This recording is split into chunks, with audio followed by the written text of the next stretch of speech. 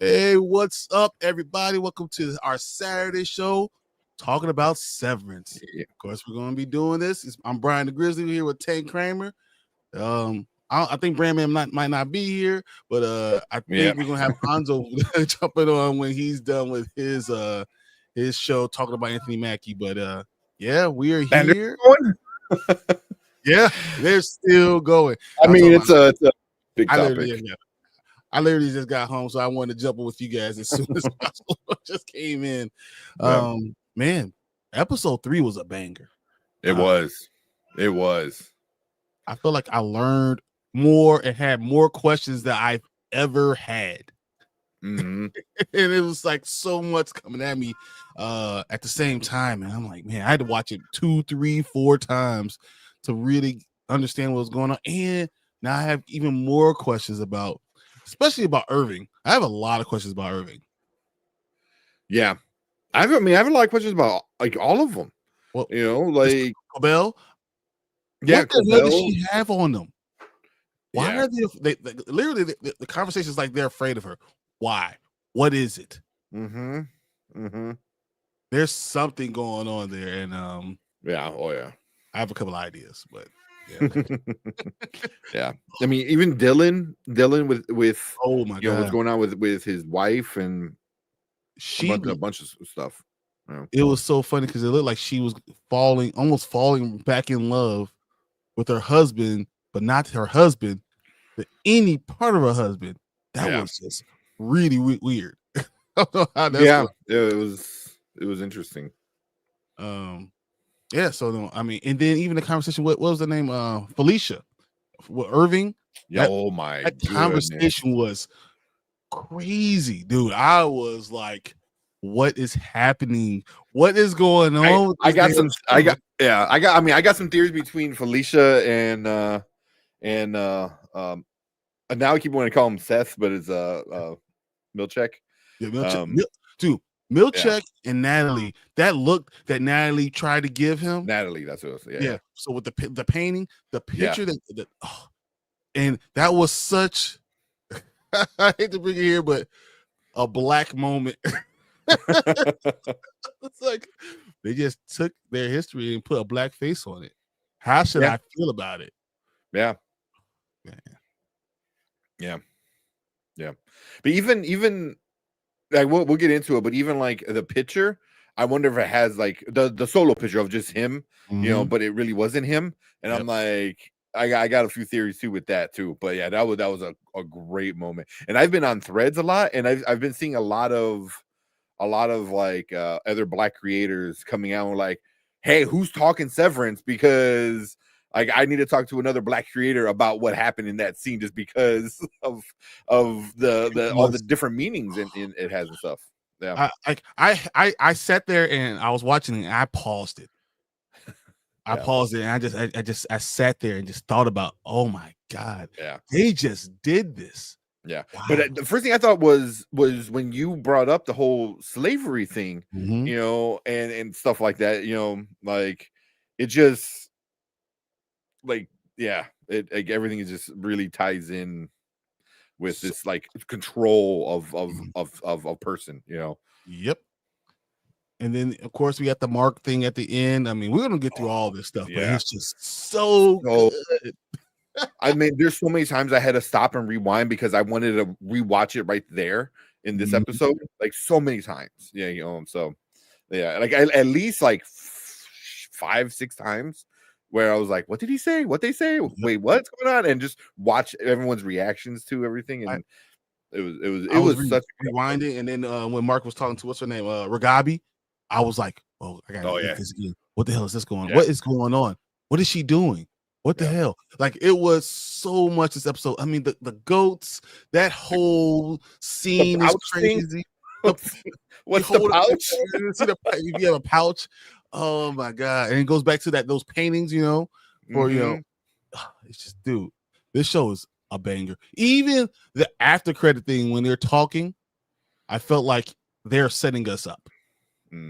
I didn't watch that. I didn't get a chance to watch that this week, but no, Ben Stiller is setting behind the scene thing. I'm telling you, I can see it. I feel it. Yeah. All right, we got Nikisha in the building. She's already been dropping knowledge and stuff, so I might as well start acknowledging it. So I can't wait to discuss. Every episode here is just getting better and better. It really Good evening, everyone. Another great episode. She says, I only have 43 bullet points to my notes. That's it. This is a light day, right? We got Derpy in the building. I know you're doing Royal Rumble. I know. What's up, Derp? Yep. She said it was very Get Out-ish. Oh my God. I said that to my wife. I was like, dude, this is just like Get Out. Yeah. Yeah. It's the smile, the painful smile, but you see the pain behind the eyes, but you realize that there's microphones everywhere and they can hear everything that you're going to say. So you have to say the right thing and you have to have it, do it the right way. Oh my God. Yeah. We got Dr. Deb here. Hey, everyone. Yo. Hey, Nikisha. You'll be shocked to hear that I agree with you all saying what you're saying. Her and Nikisha are like this. Yeah.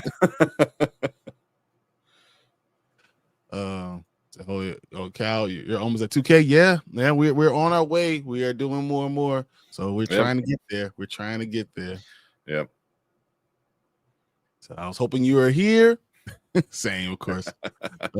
I'm so excited for the rest of the season. They are feeding us well. Yeah, it is. Man, it's such a great show. I'm happy that we continue to get more questions and answers. So like you never have to wait too long to really dive in and try to understand what's going on. Mm-hmm. So, yes, Nikisha, this felt like another show's season finale. And we're just talking about this episode 3 with all the reveals and all the new things and nuances in the story. Man, every character has something really special. And this Helena thing is still, outstanding in my mind. I'm not sure exactly what we're getting, but Cobell, I really think Miss Cobell is going to be such an important character going forward. Yeah. Once you get rid of Milchick, like they're almost going to be willing to talk about that too. So Milchick knows he's easily just replaced. Like there's so much there. Then why does she this Harmony Miss Cobell have that little chip around her necklace? Why she wear that around her neck? There's so much. Questions. Yeah. There's legit so much. It's Was it Christians in here? What's up? How you doing? So I'm calling it. The board is all the former CEOs' dead bodies with severance chips, keeping their brain alive. Okay, I like that. I mean, it has to be something interesting. How can you as soon as you plug in the speaker, already talking to the board? Mm-hmm. What board do you know that's always together, always just sitting there waiting to go? Yeah. Yeah. Is it possible that it's just Kier? The board is specifically Kier? Like a one person. Like that's what my theory is. It's one person. Like the board is one person. I'm saying the AI or his consciousness. Yeah, put into a computer, and literally the board is him.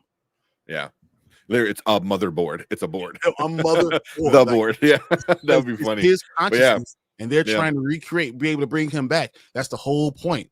Yeah, that's what they're actually trying to do. So that's why I wouldn't be surprised if that's exactly what's happening. Mm-hmm. Mm-hmm. So exactly. I thought the season might end with Mark's reintegration. I'm still shocked it happened in episode 3. Like, what? Yeah. Yeah. It's so wild. It's so wild with everything they're doing. I was like, it's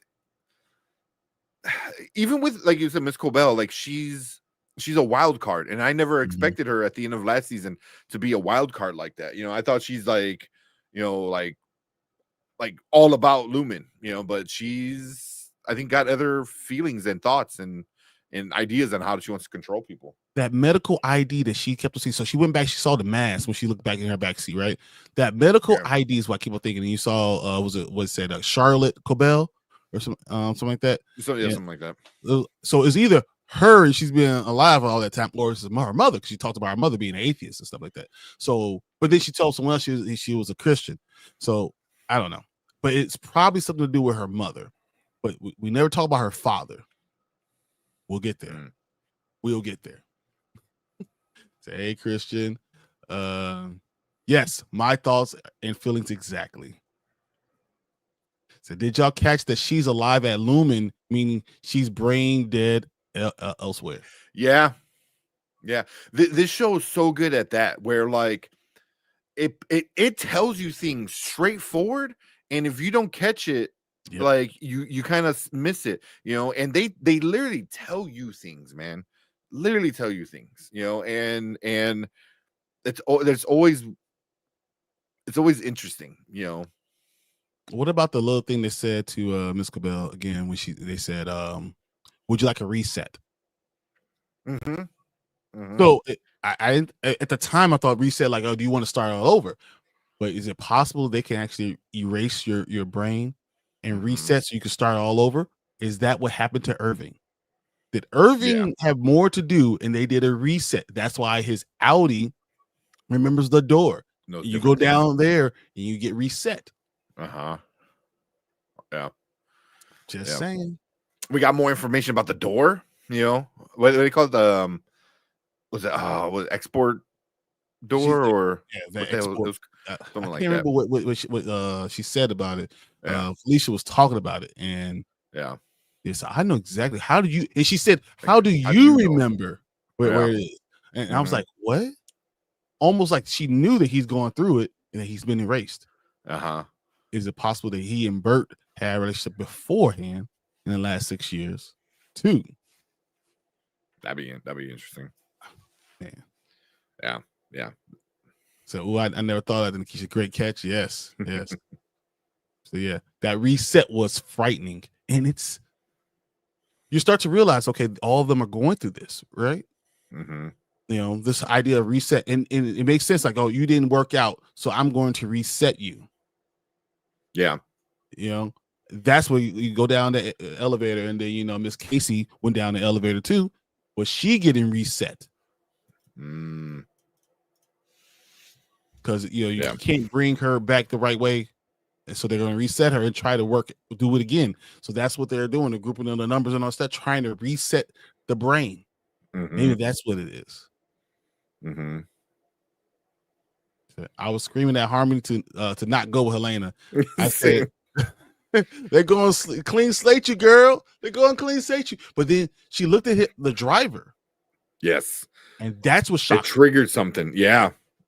So I was like, who's the driver? Exactly. Who's the driver? Because the whole time I'm thinking, I'm like, oh, don't go with her.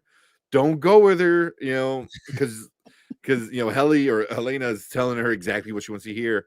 And she's like, okay, come on. Yeah, you get that. She's treating her like that, like she's afraid of her. There's something with Miss Cobell that there's something to her. Yeah. So I was proud of Harmony for not following her instincts there. For following her instincts there. Yeah. But I'm telling you, she saw him and something changed. If only I could reset my kids when they F up. Oh man. All right. Those are all great. I mean, this thing is so great. So let's just jump right in. Yeah. Miss Cabell driving out into the middle. She was sleeping. You said it. Damn it. Yes. Yes. 100%. That's what I think it is. I think she's related to somebody, one of the Egan's. I think so too. Yeah. That's something I'm like, she I don't know about illegitimate, could be, but I think she is somebody, and Helena is afraid that if she admits that. So this is in the days of religion. It became a religion, and the way she had an altar made up to the Egan's, to Kier. That made me feel like, if the truth comes out, find out that she is actually his illegitimate daughter or granddaughter, or maybe it's Helly's father's illegitimate daughter. And she said something like, said, unlike some people, I wasn't born into this. I had to fight for everything that I got. Yeah. You know, so when she said all that, all this kind of stuff was triggering things for me, you know, and I'm like, okay, it seemed like it was a sister-ish type of battle. And she's like, yo, we didn't have to bring you back. And then she said, you did. Like, so all these little breadcrumbs are saying to me, somehow you're related. Somehow something's going on. I like that. I agree. I will say bastard, but you're obviously classier than me. Oh, we're not talking about Tucson. Let's just that's another conversation. Exactly. So yeah, Miss Cabell's in the middle of nowhere, and this house is randomly there. It was weird because she fell asleep there. Who falls asleep on the side of the road just randomly there? I thought that was so weird. And then she has this stopwatch. Oh, that's Mark's, right? Mark had that stopwatch, right? And I was like, what's he doing? And then I realized he was timing himself driving, trying to figure out what the hell's going on, how long it takes him to get inside. Mm-hmm. You see the stopwatch going on. I was like, so what is his plan? Yeah. Because the whole time I'm like, what is he counting? Because at first I thought he was trying to figure out like a time where he can run in to other people who his innie might know. That's what I initially thought. Like he's gonna try to time things so he can fuck around with shit to try to meet some of the other innies on the outside. You know, I didn't think they were gonna go where they went with it because it seemed like a good idea. The burning into your retinas is not a great idea. I just thought. Yeah, I mean, I don't know. It's not a foolproof idea, but that's it. He says, as a woman in my 40s myself, it's unbelievable that Harmony didn't have to use the bathroom as soon as she woke up. I mean, but maybe she hasn't had kids. If you want to go there, maybe she hasn't had kids. You know, that changes a lot. With the drastic change in his demeanor, I actually thought it was a flashback of Mark till he drove to Lumen. I thought he was coming to threaten something. I thought he was coming to demand something. Yeah. I don't know if Mark is like that yet. I feel like he's still very kind of timid, you know, like he's starting to have outbursts, but the only one it has to do with Gemma. Otherwise, if he's not worked up from his ex-wife or dead wife, you know, then I feel he's kind of very dead. You know, he's a very like a pushover, kind of a little. Well, I feel like his outie is depressed. His innie seems like a pushover, but this is the outie. And when the only way you could be depressed is because you love someone so much that, you know, all of a sudden he was awakened. Remember, he was a professor. He was someone who talked to all these kids. He was a commander of a classroom. So he wasn't someone that was just a pushover. He was, you know, demanding of it beforehand. So I thought maybe it awakened him, you know, when you saw Miss Cabell that night and he was coming in, he was like, demand, where is my wife? I need to talk to somebody now. You know, and yeah, I was wrong. So and when he said dead wife, a brutal language. Yeah. So he comes in, gets in, puts all his stuff on. Then we get the beginning of the intro, which we definitely have to. Yeah, I know, right? Jeez. But they come in, and the first thing he draws Miss Cabell. Miss Cabell. Draws Miss Casey, and then takes a copy of the drawing and hands it all around. They are really thinking that no one is paying attention to them. Yeah, I thought that was nuts. I don't know if Mark is just blind to it. Yeah, I appreciate you, Emily, coming in, hanging out with us. I think it's the first time here, so I don't recognize your name, but appreciate you coming in, hanging out. But yeah, Mark is just, I think also, I don't know if he cares, you know, like I think he's so set on, you know, in like trying to get this thing done, like he just doesn't care, you know, and them like going along with his demands kind of gives him this false sense of like power he might have, you know. So it'd be interesting. She's stoked to be here. Awesome, Emily. Thank you so much for coming in. And let's just talk about this stuff. If you have ideas, let us know. I want to see it. We're going to talk about all this stuff. I thought the scene was interesting because as much as he's focused, on Miss Casey, you can see the feelings he's having for, I don't know if you would call it Helly or Helena, whatever. Helly, since she's the indie right now, saying supposedly, you can see their feelings, and it was tough for him because he's like, he realized I'm doing this for my Audi. I'm doing it because this is his wife, but his feelings for Helly is obvious, right? Yeah. And to a point where like they're in the hallway, and you're like, whoa. I don't know. That felt awkward, man. It real awkward. It felt really awkward. But that made me feel more and more that's Helena and not Helly. Yeah. Because Helly, I think, would have done something. Yeah, grabbed him, pulled him in, say, no, we're going to kiss. This is it. Yeah. So, welcome, Emily. You found a great stream. Yeah.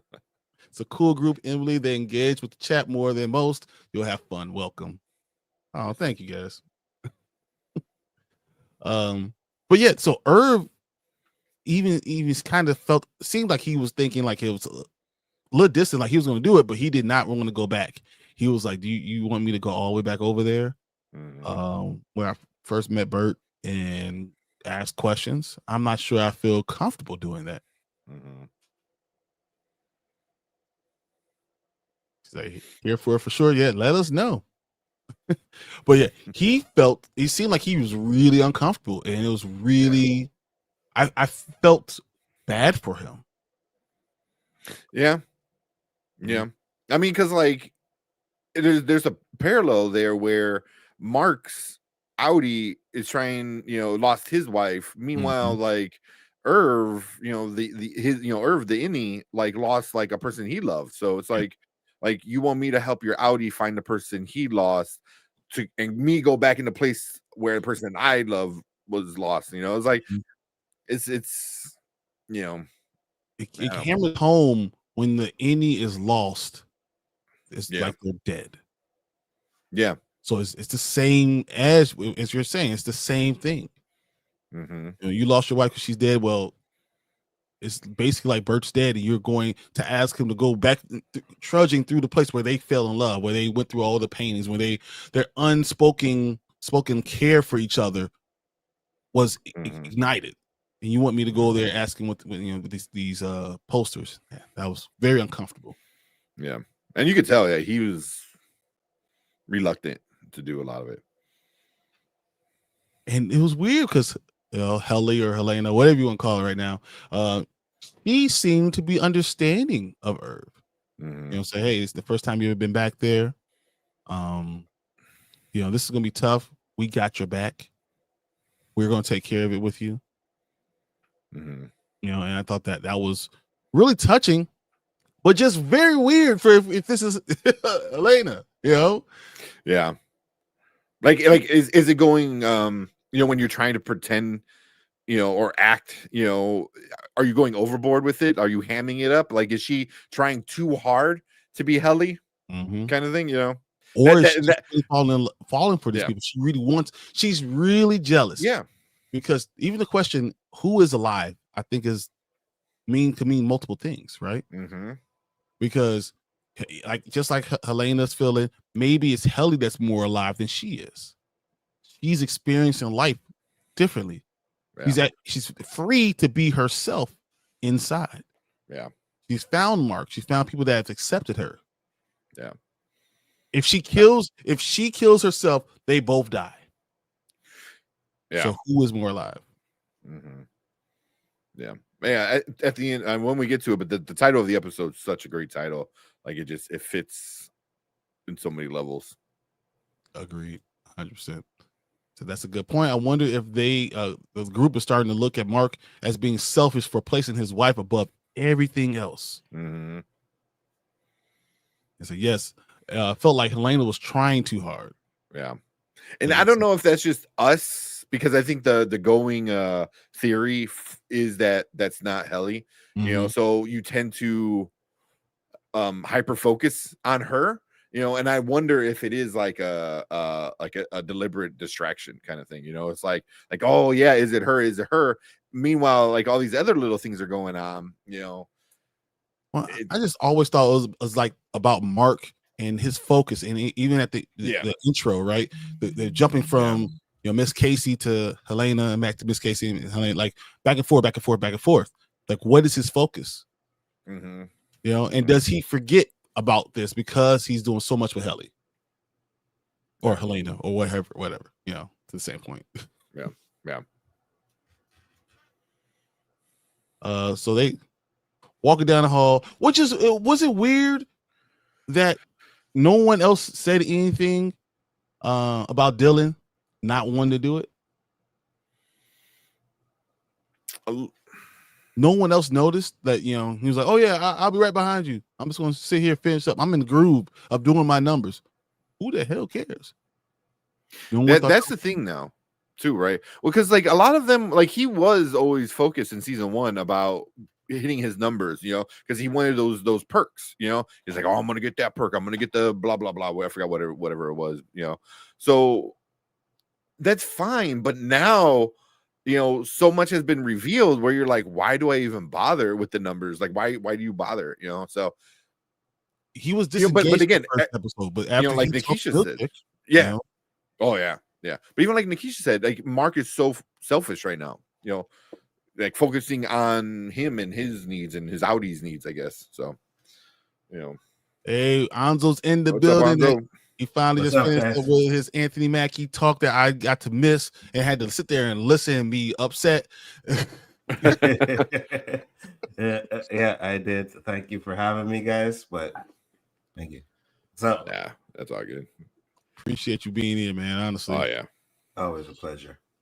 Did you feel like Dylan, staying behind and not be engaged with the group was weird for you? For me? Mm-hmm. No, because he was promised what he was promised, so I can understand that. But they didn't know, right? Yeah, so they didn't know. Yeah. But they also told him that he has to do what he has to do so that he gets those privileges. So I thought it was I understood what he did. But they still don't know about his family though. They still don't know. No, he didn't tell them. No.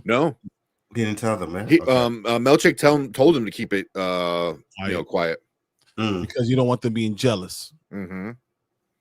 So no, but they know he has a family though, right? Because he told them what happened when he was Audi. He just doesn't know. They just don't know what they offered him. That his Indy gets to see his family. Yeah, that makes sense. Yeah.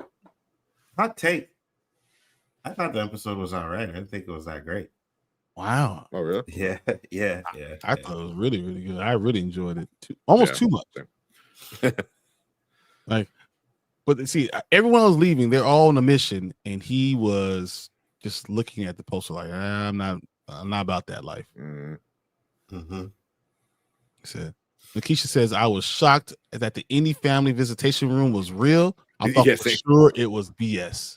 Yeah. I thought the wife was fake. I was like, okay, they never really brought his real life. I was like, that's fake. And then when they flashed to his real life, I was like, oh, okay, so they actually did that. I was thinking the entire time that they could have been setting this whole thing up. That's exactly what I thought. But then when we get to it, I'll talk about some more. But it became really evident that more is going on. And they agreed. I loved it. I thought this was one of my favorites. Man, to a point where when I was watching the third time, I was like, man, this might be a problem. But it's that kind of show where you can watch it multiple times and catch different things and and interpret things differently after watching it a second time. So absolutely. Yeah. All right, so this is like the point where they're you see Mark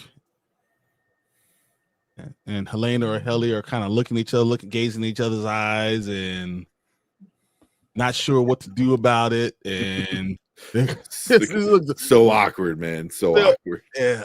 Oh man. She wanted him to kiss her. Right? She wanted him to kiss her. But now I'm questioning. I'm like, was it the outie or the innie that wants that? You know, because we seen how the innie looked when there was the kiss, but in this episode, I think she acted a lot more like the innie than she did her outie. She was more caring, but if it was Helly, who acts very much, without a filter, she doesn't have that any of those things put upon her. So like, she would have grabbed Mark and kissed him like she did before. She would have taken control of the situation. Yeah, I agree with you there. Because she's a little bit more timid. She knows that there's consequences to all her actions. Helly doesn't give two craps. Yeah, but here's the thing. I agree with you there, but I also think that Helly knows that Mark's looking for his wife, right? So she's waiting for Mark to make that move at this point. You know what I mean? Because it's like, we're here, I'm helping you look for your wife, so I'm actually showing you that I care. So now it's you that needs to take the initiative and show that you want this kiss again. That's what I feel. I can hear it. I mean, it makes perfect sense. We got Calvin and Jordan in the building. How you guys doing? Thank you for jumping in. Yes, thank you. So I really don't think Harmony, Miss Cobell, has ever had any malice towards Mark. I don't think she's his mom, but I do think a couple of people in the comments could be right about Harmony being severed with a different physical boundary, and her fixation on Lumen and the breathing tube could be her wanting to bring her mom back. I think there might be a third layer to this severed memory too, based on I see what else you say. Yeah, based on it. But I've been hearing that too, that it's secretly Mark's mom, and that she's not old enough. They're like, she's older, but yeah, And then once again, wouldn't Devin also know that that's her mom? Yeah. And then if it is the mom, then wouldn't she care about Devin a lot more than she cares about Mark? I don't know. I mean, it's all weird things, but I do think there's another layer to the severed stuff that's going on. Like how many times can you sever a person? Or stuff like that. That could be a question, because you see at the beginning, once again in the intro, with all those little mini, all the little marks everywhere. So there you go. Based on the evidence with the exports elevator, but that's a different theory. This one is honestly a pure gut feeling that Harmony, Miss Cabell, has been trying to get Gemma back for Mark. I think she may have known them before, but probably actually. Possibly. What? I was gonna say, they have to have known Mark before, because it's obviously about Mark. So there's something there. So that maybe they set up the stuff with Gemma and everything to like experiment to get him to join Loomis or something like that. So they definitely. It seems to me like they've definitely probably been watching Mark before. You know what I mean? Like he's the candidate. This is the candidate we need. So let's put events into place to get him to go there. Right? Maybe we'll find out that it wasn't all his idea to join there. Someone probably put it in his mind. Thought it was his idea. Yeah. Said potential indie. I don't know what said. I think she might have known everything about everyone before it happened. In my case, Harmony is what I'll call her for ease. Has worked for Lumen a long time as she can remember. As long as she can remember, she was probably running the Severed department for a long time. See, I feel like I know where you're going with this, but I really believe Harmony has something on Lumen. I really believe there's some kind of connection, and that Harmony has something on Lumen, and then that's the reason why she says you had no choice to come back and bring me back. You have no choice. You have something. I have something on you. There's a connection. Once again, we see Harmony holding. So look at the mask, holding the hospital band that said born in 1944, which is probably her mother's, right? Yeah. The date of birth and all that stuff was 1944. That was probably her mother's. And once again, we don't know who her father is. So, but I think you bring a really good point, Calvin and Jordan, that possibly she's trying to bring her mom back. Maybe that this whole thing is important for her personally. And that house that she was in front of was her old house. I like that. because she knows like if Kier can do it, basically, if he can like, if that's your theory, if like Kier can transfer bodies, and stuff like that, then maybe you could do it to, your mother, like my mom and stuff like that. Back. Yeah. Helena is strong, but not as brave as Helly. Exactly. She has power. She's always had the power. She's never had, Helly has no filter. She's just authentically her all the time. Yeah, from the start. I mean, I think they kind of showed that Audi is strong too in this episode. I don't think she's weak. So when she was confronted by Corbo, she's powerful. She's powerful. Yeah. But she's in a box, not free to be who she is. Yeah, I agree with that. I agree that maybe she's holding back some things, but as for powerful, a strong woman, yeah, she's definitely that, because she didn't take no crap from Cabal. She was like, all right, let's go talk to the council right now. You know what I mean? And she was giving her that back and forth. So I don't think she's not as strong as Helly. No, I just think she may not act on her stuff like Helly. No, so I always thought that she is not just as weaker, but she's at she's at the will of the board. She has to work within that family. She has to say, I'm sorry. She has to do all these things all the time. So she's not free to just be who she wants. She can't question the authority, where Helly from day one has been nothing but questioning the authority. You know what I mean? Like she's trying to, stir up a bunch of stuff where Helena knows she can't. Like, she's powerful and she's a strong woman because of where she is because of her family and who she is, but it also restricts her on what she can do. Like she had a lie about what happened. So agreed, but we don't know if she's being forced to be that way or she wants to be that way. The way she looks on her face kind of tells you. But that's exactly the question, though.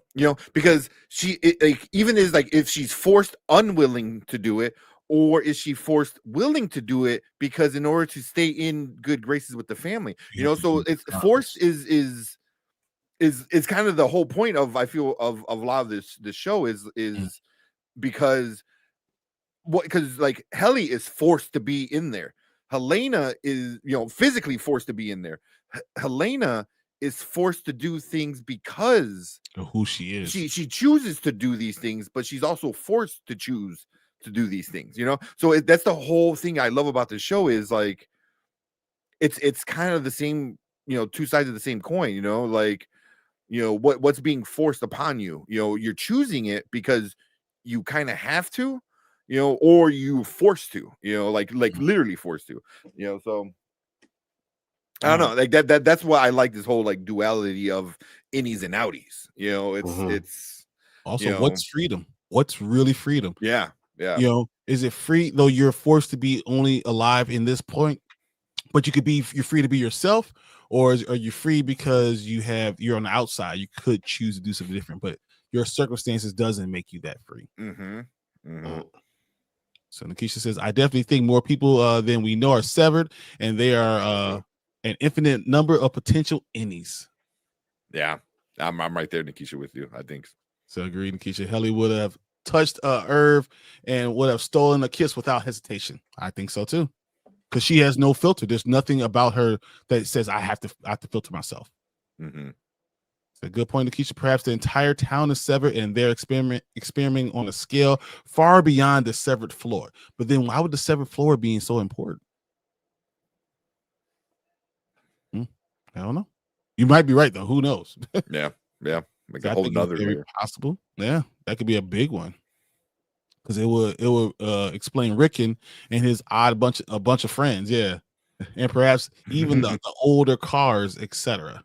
Maybe this is a controlled experiment within like very WandaVision type of thing. So, Dr. Deb, I'm curious as to where Rickon gets his money. I feel like it's old money. I really thought that he was an Egan or Kier related. Wrong again.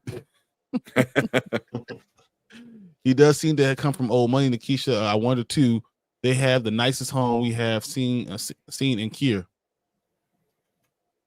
Lots of consent issues. Ida, Gretchen, and any Dylan will get together. Is that cheating? If Gretchen falls in love with any Dylan, is that cheating on her husband? That's going to be a huge thing. Yeah. Again, then that's how you force any Dylan to start making different decisions, because now you're forcing him, like, hey, you still want to bang your wife?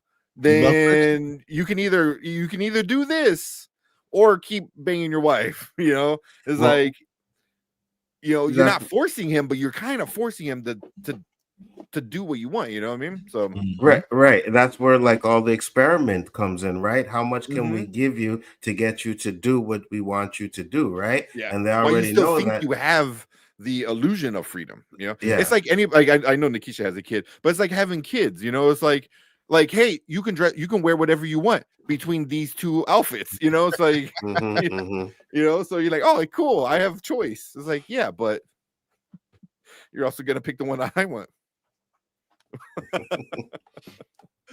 Oh, y'all think Gretchen likes waffles? Oh my god! Oh, you guys are terrible. So while all that's happening there, running down the hall, Milchek is coming inside, and just looks uncomfortable.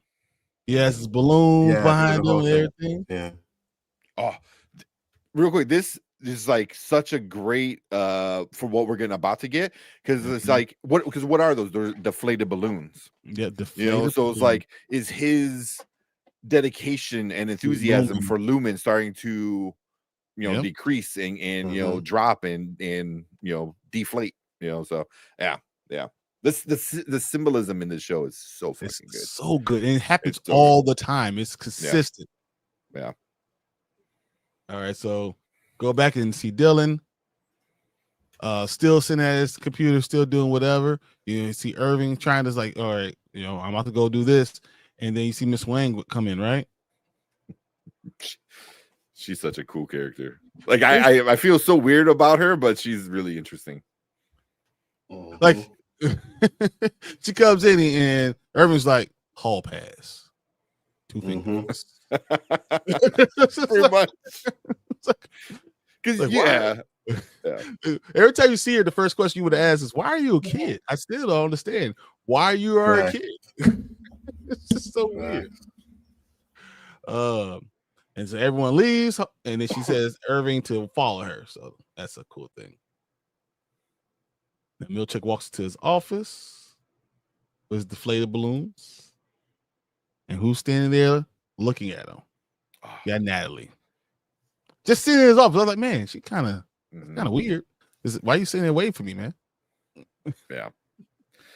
So real quick, before we get into Natalie, I've been seeing a lot of like comparisons to it, and it makes perfect sense. So if anybody's ever watched Avatar: The Last Airbender, the cartoon, there's a part when later in, I think it was like season 2 or something like that, there's a character when they go to Bang Sing Se, and she's kind of brainwashed, and she goes, there's no war in Ba Sing Se. It's like, yeah, but what about the war? There's no war. It's like this like very flat kind of like one-dimensional look, and it's like, don't ask me questions, like, because I only got one answer.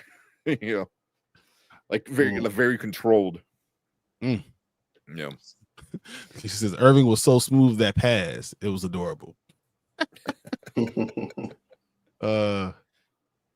So Milchek walks in, and he's like, he seems to be very perturbed that she's sitting in his office, upset that the board is sitting there ready to talk to him. And he's like, yeah, he has to change his tune and say, oh yeah, hi board, yeah, I'm so happy. Like, are you happy with your new office? And he's, yeah, I'm very happy with the new situation and all that stuff. And she's like, hey, we did something special for you. We got a gift for you. And this is probably one of the most uncomfortable things I've ever seen Period. Just real quick. I don't know if you remember this. Anzo, what was your first like your first feelings about this, the whole situation with happened with Milchick and and Natalie right there when it showed with all the it seemed kind of weird to me, especially when he started looking at the paintings like you know what I mean? Like he wasn't happy. And from the minute he showed up, he looked like he was in a bad place. Like he looked like he didn't want to be there. You know what I mean? Like, and I was like, okay, so what happened? And I think we're gonna go back and find out that something happened to make him feel that way. So yeah, it was weird. I think part of the paintings made me feel that way. Part of the what? The paintings made me feel that way. Yeah, Let me jump into that in a second. So it was unsettling. Yeah, it was awful. And then Deuce, what's up, Deuce in here? Oh, what's up, Deuce? So the board could be AI. Yeah, I still think it's Kier. I think it's Egan's like his consciousness. They have to talk to him through that. They know how to load it onto like a hard drive and talk to him through that. And she's like an antenna, the way to connect the two. She's the one. Mm-hmm. Say, Deuce, very well could be. Yeah. Is the board AI? I could see that. I could definitely see it being AI because the responses don't seem human. You know what I mean? Now, do I think that the AI is in control of everything? No, but I do believe that, you're in the board, you ain't have to deal with it. Yeah, let the AI handle it. You know what I mean? Until they really need to get involved, that's when they will. But yeah, it's possible that it's just AI right now. So Dude says that too, or all the previous CEOs, and Dr. Deb said, or the shared consciousness of the CEOs. Ooh. Which I just think is Egan, but yeah. Or Kier. Yeah. Kier. I'm sorry. It's just Kier. Yeah. It's Kier. His consciousness is just him. And he's the one that's actually doing it because that's what they're trying to do. They're trying to find a way to put your consciousness back into a new body. That's the whole point of what they're doing. And, that's what the consciousness that you're going to put into a body is what they're talking to in that. They call it the board because it's the easiest way to explain it. And that's what the whole Miss Casey thing is about. Seeing if you can put a consciousness into this body. Okay. So I think it's more likely that the board is a shared consciousness of all the Egans. So wow. So we are a smart group. Can't wait for the next episode. But okay, so the looks that they shared, I don't know if you feel like they had a relationship before. Something. Yes. Yeah. I was getting that. And then she said, we gave you a gift. We're looking at the gift. So you'll find the whole Kier cycle here. And these paintings are some of the worst things I've ever seen in my life. Facts. I don't like that light-skinned chick, man. I don't like her. Something's up with her. I don't like her. Yeah. Because I mean, she was also in the last episode 2, but she didn't have this kind of personality. When she was there and she was with the big bodyguard dude, like she wasn't all smiles and like this like blank face with wide eyes. She was more normal. So she could be severed too. Yeah, she could be severed, or just afraid of the board. Oh, we saw the fear. Yeah, we'll get both of them. Oh my goodness. Yeah. Thanks. Jump back into Miss Cabell being on that street, turn and sitting there trying to look at this house, this weird house in the middle of nowhere, and wondering what the hell is going on. And like, there's no roads to the house, so I don't understand exactly what's going on. And you see her consider it, and it seems like she's going to turn around and go back. So was it the house or was it the sign? Because I feel like she saw the sign too, and it said like she was coming into a new town.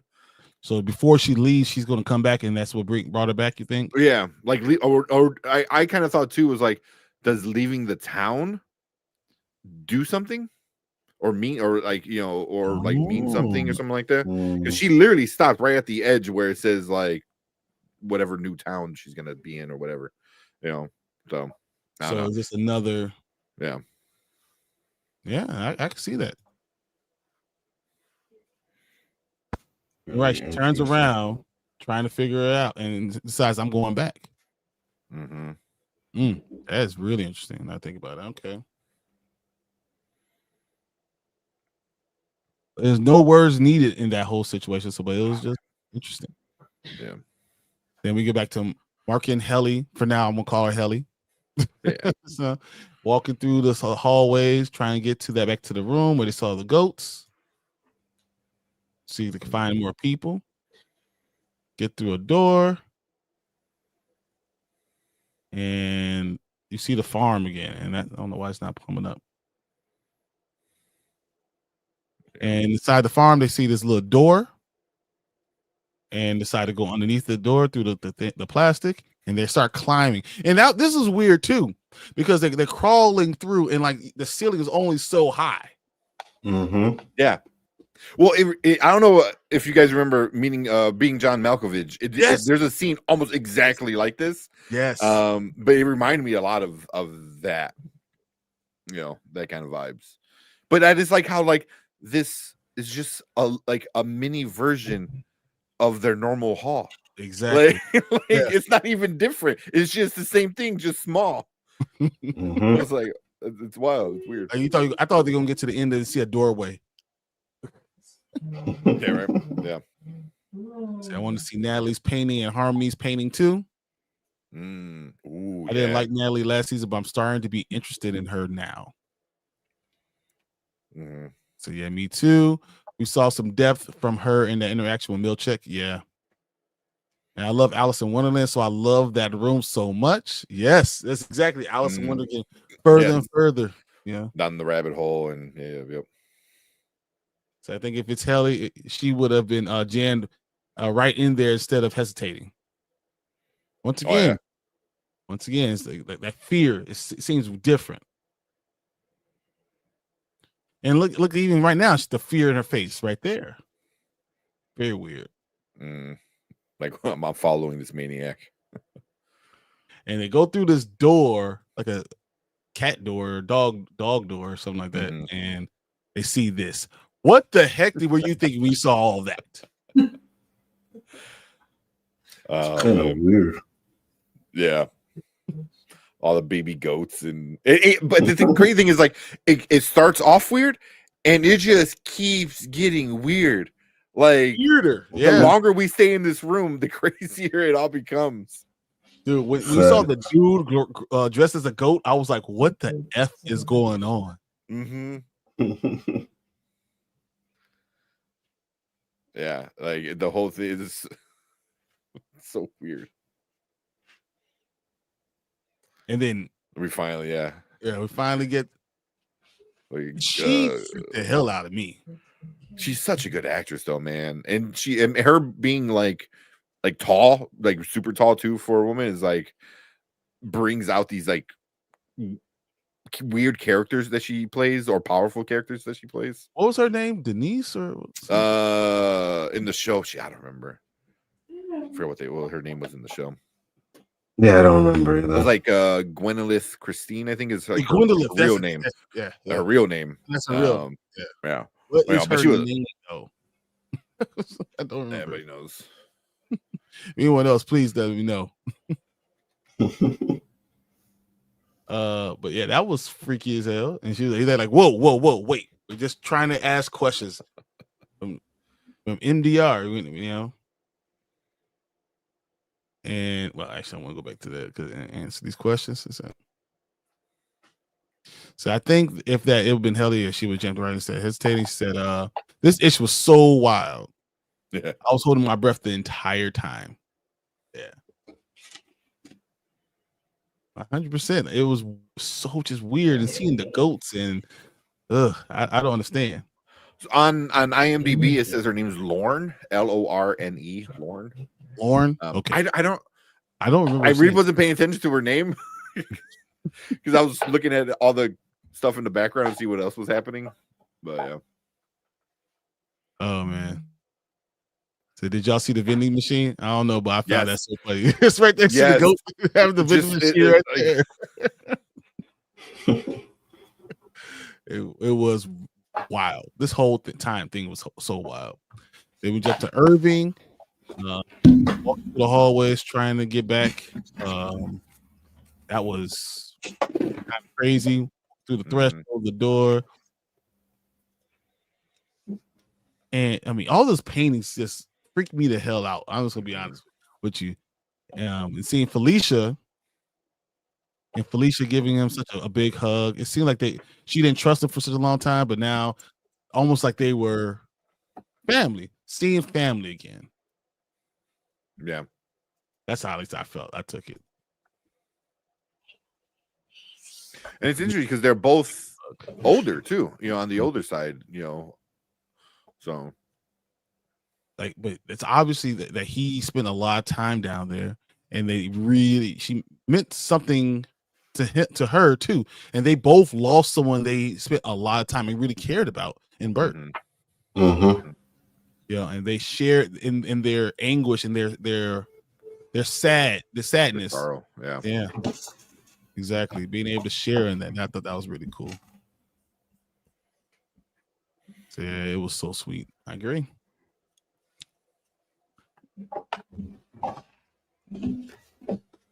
So then we go back here, and they're sitting at the desk with all these goats just ran, and then the vending machine in the background, and it's just in the windows, and it was just really, really strange. The entire scene is nuts. Mm-hmm. Didn't understand what the hell was going on at all. But it's also just a desk.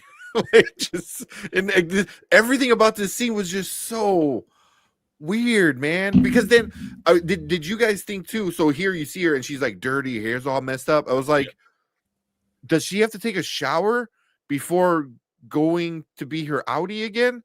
Like, you know what I mean? Because I started thinking all these like weird things because I was like, she just can't walk out, right? Because she's gonna smell like farm, Mm-hmm. So I don't know, this like weird things, or does she stay in there longer, like do all, because they're crazy, man. Like everyone in this place is like crazy, and then coming home covered in goat ish every day, man. You have no idea how you got this stuff on you.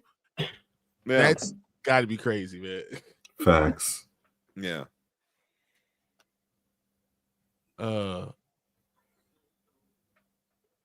It was just weird. And then she said, "Oh, really? You don't want to leave? You don't want to get out of here?" And then all these people just start coming out everywhere. This gave me good out feeling too. Like all the people just coming out of nowhere. I was like, "What the hell?"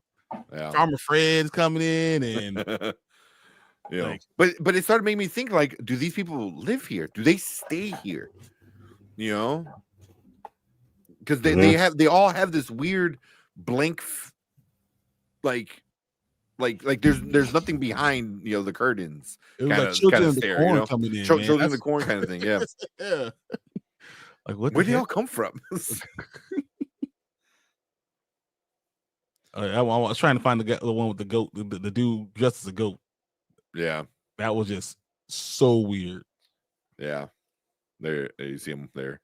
Yeah, I can't pull it up, but yeah, that's the one I was like, "What the hell is going on, guys?" So what are we doing here, guys? What are we doing? And she's just like sitting there doing it, and it was so weird.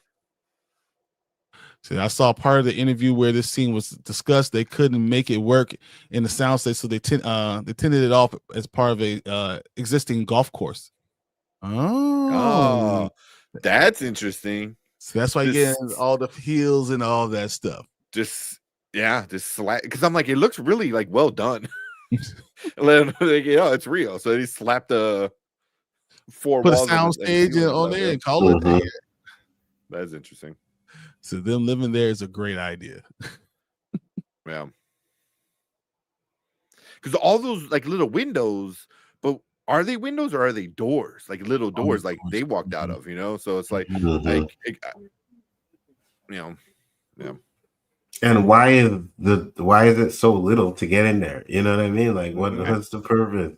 Or are those doors just for the goats, and you have to climb in just like the goats? It probably is, because we seen when they were climbing through, there was goat poop there. You know what I mean? Since they watched the poop, so it's probably for the goats, and they have to enter through there too. It's crazy. So basically, they're no better than the cattle. Yeah, very like they're literally herders.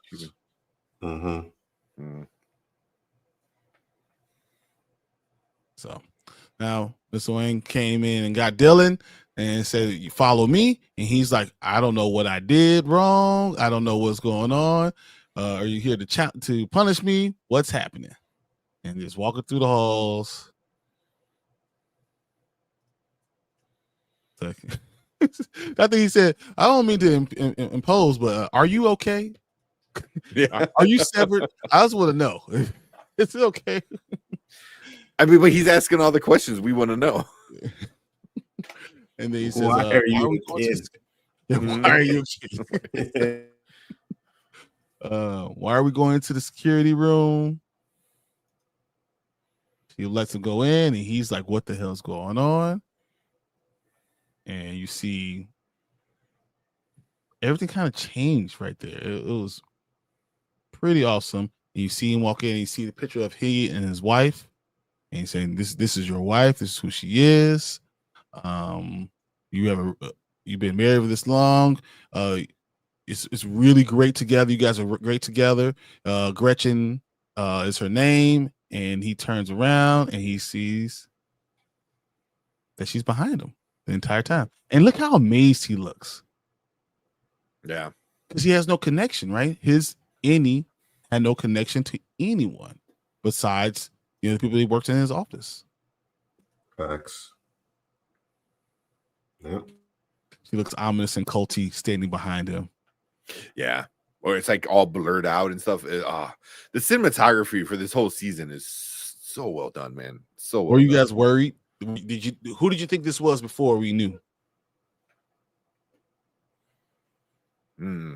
I had a feeling it was they were taking him to see his family, but I thought they were just gonna give him some okie doke. It's gonna be some fake ass family, his fake wife. You know what I mean? That's where I thought they were going with it, to try and trick the Innie. So yeah, that's where I thought.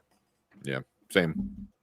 So I think they kept the placement of the security cameras and just replaced with 18 of the same photos. Pretty funny. Yeah, yeah, that's funny. So I expected an actress. Yeah, me too. Yeah, same. And I also did. I thought that this was going to be a story they're just playing for him because he doesn't know the difference between any of it.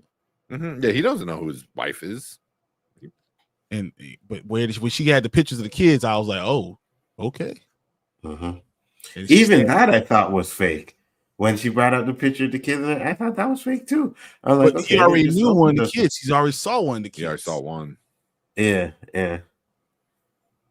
So it seemed pretty real. I was like, oh, okay. And it was just weird. She was sitting there, and they got to sit down together, and very awkward at the beginning, right? But he was so into her just to be around, right? And I think sometimes when you've been married a long time, you take that for granted. She felt that love again, like the first time they've ever met. Yeah. So they sat down and had conversations about everything, and she told him about his life and told about his Audi, and she asked, he asked her, so I'm kind of a fuck up. And she refused to say that, yes, you're a fuck up.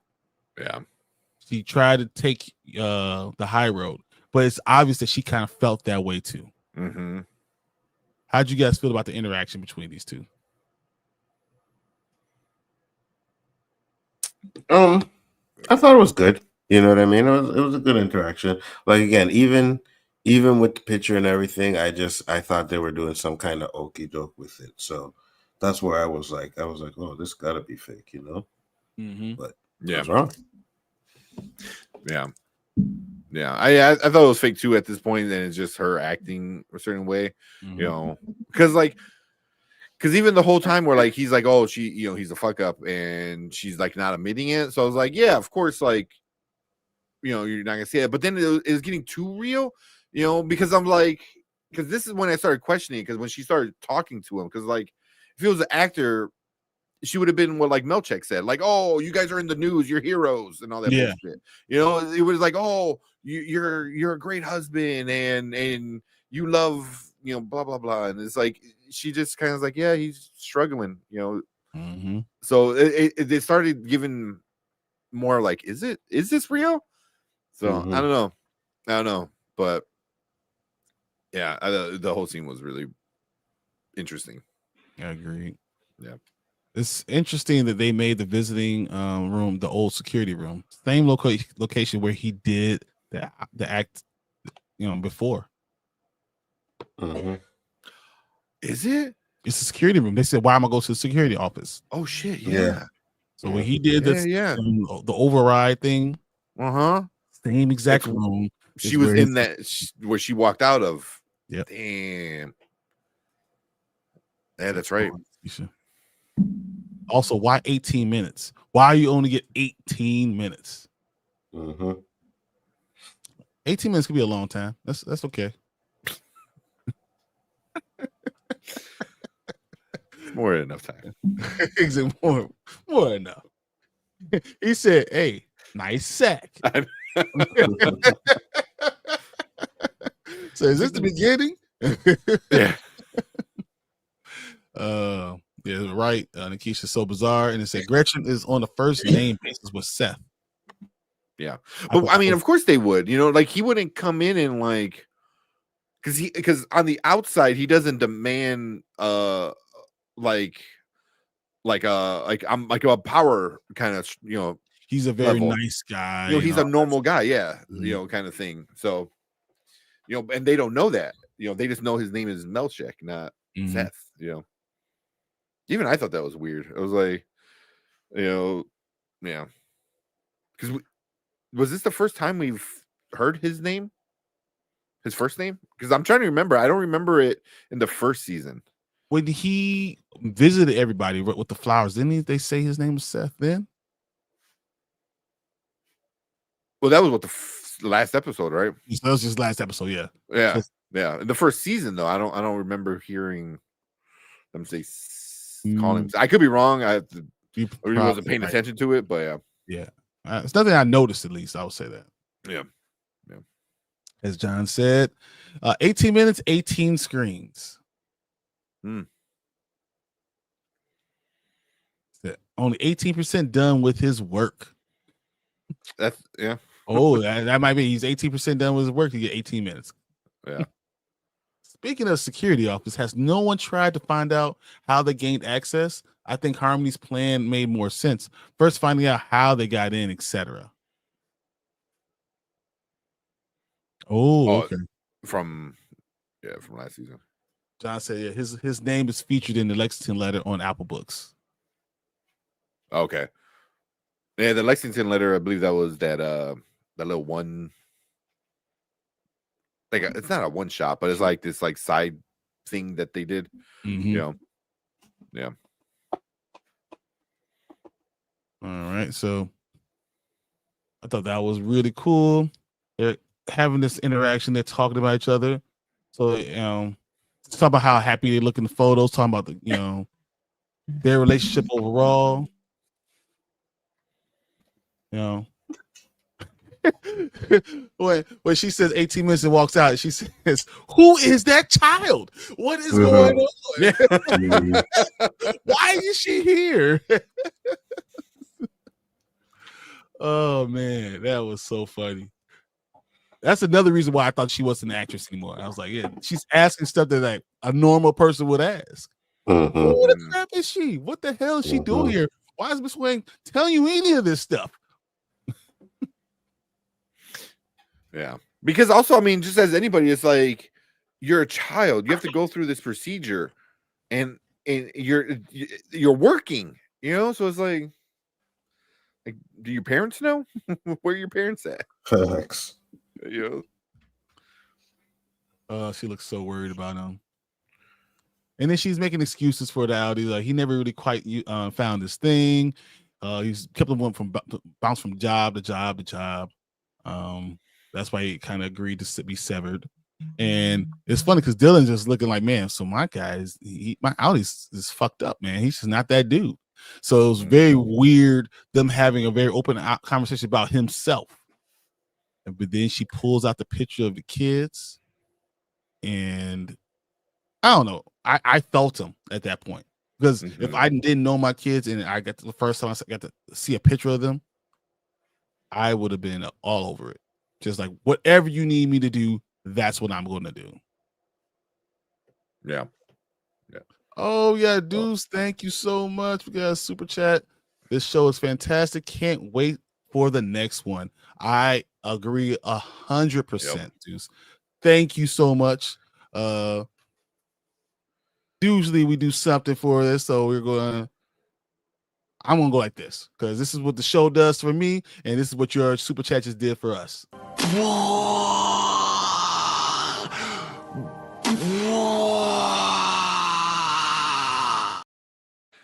We need to make some Severance ones. Oh, but thank you very much. Deuce. That's awesome. I don't know why, but my first thought of like being like a thank you screen was in the last season when Irv and Miss Casey were together, and she goes, I'm gonna tell you things about your Audi, but don't show any emotion. And when he does, she's like, please refrain from showing any emotion or liking something more than the other. You know, it's like I feel like that should be like like it fits the context of the show, and like please don't get excited. Say no. Please enjoy all comments equally. Exactly. Exactly. I think that'll be kind of funny. I need to write that down. That'll be a good one. Oh man. Oh, so yes, John. I think we will see Milchek rebel against Lumen. I think this episode the seed of that. Speaking of Lexington Letter, did y'all see the excerpt in Ricken's book? It's on Apple Books and YouTube. Yeah, I think they said the whole book is going to come out. Like that's you can buy the book. It's going to be right behind me on my shelf and watch.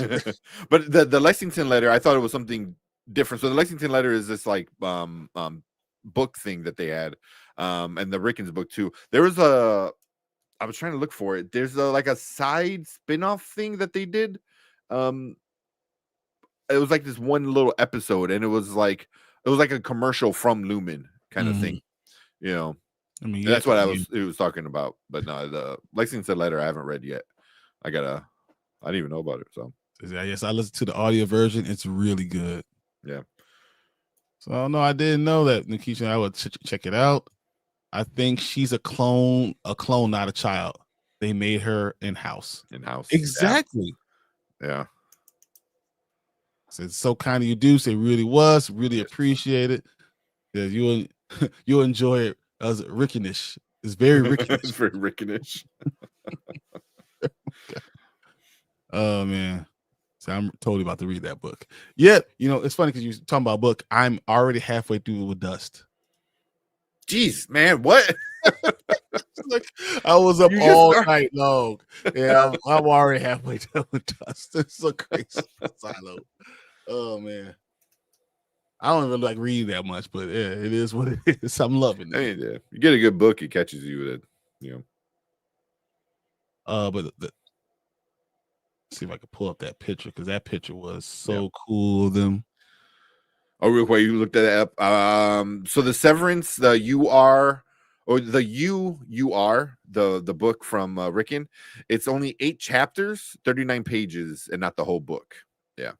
I thought you were gonna say the whole book was only the 39 pages. No, you only get 8 chapters of the book. Yeah. Oh man, no.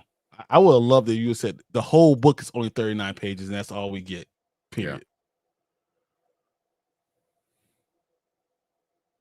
Okay, yeah, giving that back to here. I lost my place, so it's all good. You gotta find them. Read whatever comments you got, because there you go. So John said the Lexington letter is a collection of letters from a severed woman named Peggy to a newspaper where she claims Lumen is using the innies to somehow commit bombings. Target rival corps replying. Okay, yeah, dang, that's interesting. Got it. There it is. The picture. Yeah, I'm gonna check that one out. That's the picture that would have got me, man. You see him, with his children, all three of the children. You already saw one of them and his wife, and how happy he is, and that'll bring joy to my heart. It really would. Yeah, but also he doesn't get these style of photos, so he's like, he thinks it's real. we live at a ranch.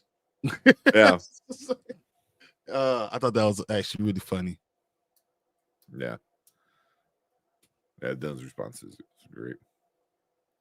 I mean, but once again, it's like him falling in love all over again with his entire life. And some people find that refreshing because you normally you kind of take it for granted. You say like, this is just what we do. This is what we have. And you realize if you would have fast forward to this point, the way you would have reacted would have been something so different. You would have loved it to a level that you could never imagine. So facts, yeah. I thought that was really cool. And seeing him and seeing her, Gretchen, see him going through it meant something special to him too. Yeah. So yeah, Dylan's response was great. I agree.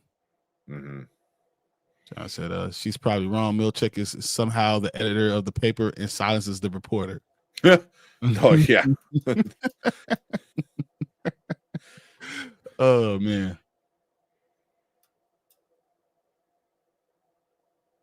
But this is why that look right there just shows that she's falling in love. Exactly what's going on. That like, huh? Like, I remember this side of you kind of thing. Dylan, doing again. Yes. Yes.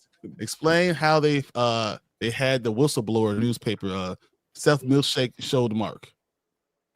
Explains how they had the whistleblower. So they have a whole thing where they are, because it said it was the Cure press and everything. So they have a whole press. They're the ones that are doing all that stuff. That makes a lot of sense. That's where the newspaper, and they can just make their own headlines no matter what. They know what newspaper are, but they don't know about the outside, so they can do whatever they want with it. I think it's a great point. It's just really fucked up because, like, Amazon, owning the Washington Post, like, tell me you don't get the same kind of vibes. Talking about themselves. That's all they're doing. This is inside trading. This is inside information, guys. That's what's going on. Yeah. What's his name? Jeff Bezos, owning Amazon, one of the biggest companies in the world, and owning the Washington Post. Just saying. From there, go back inside with Irving, and he's talking to Felicia, and they're reminiscing over everything again. And he's talking about all the time they've had with Bert. And the first time she said, I've only seen Bert nervous one time. And that's when he was trying to fix his hair over and over and over again. The first time he was going to go see you. And that connection, I mean, it was a special connection. It really was, And I think it touched Irving's heart saying that too. Yeah. Yeah. I think that like something like that meant a lot to him. She was like, I don't care if he was Bear, goddamn Egan. Get the hell out of office. This is my place. This is what's going on. I don't know what the hell you guys would think was going on. And Bert was just that guy, Fearless after only 6 years. That's pretty crazy. Yeah. Let's get the love and the reminiscing. It reminds you after like a funeral, right? And then you're meeting someone that was at the funeral with you. and maybe you have to repass maybe, and you're talking about stories about the person and about and reminiscing on the good times. I felt like that's exactly what was going on between them. You know, and that connection. But they're talking about Bert going through all their emotions and stuff, and then they start to talk about the paper they brought in. Yeah, the drawings. The drawing. Mm-hmm. And she sees it, and look at the change in Felicia's face. Yeah, that smile's gone quick. You know, I thought that was interesting. Yeah. I think we got one more thing from her, and she said, you know, she talks about how do you remember this stuff? You know, how do you know this place? This place, yeah. Mm-hmm. So, yeah, look at that look. She's like, you know something. And she's going to talk about the deliveries when we get back to her. But right now, we're going back into the room with the sheep people, with the goat people. Yeah. I mean, this guy not look like the dude from Get Out, one who's just running outside, just randomly in the middle of the night. That's exactly what was going on. And this is another reason why I thought this was Helena again, because she's so scared. Yeah. You know. But Mark starts to be fearless and starts talking. Look, I need you to talk to me about this. What's going on? Someone should say something. You know, if you know something, she was here for all of us. What's going on? And then the people around start to admit that they knew her. Like, she was the one that told me my innie, you know, had this great, you know, conversation, had this great feeling. She connected me with him. Without her, I never would have had that. I thought that those type of conversations were really interesting because I mean she was more, she just what she was just to them. She actually did a job and she actually connected a lot of different people. So, but also like her job was just repeating super generic things. You know what I mean? Like, I don't know. You know, it's just like being so like you're very good at speaking. Like you like different variety of stuff. Like what? Like, you know, it's so generic because the innies don't know stuff, you know. So it's like, oh, I'm glad I like different variety of things. It was like, what does that mean? Like all of the things she said were so generic that you can literally say to everybody, you like reading. Yeah. Yeah. You know, so that was the thing, is like I think everything she, like, we heard her tell Irv is what she told everybody, you know. Yep. Same stuff over and over. Yeah. But I mean, that's all these people need to hear, though, you know, like, because they're so much of a blank slate. Just hear anything about your Audi. Yeah. So I think it's different. Milchick and the Lexington letter.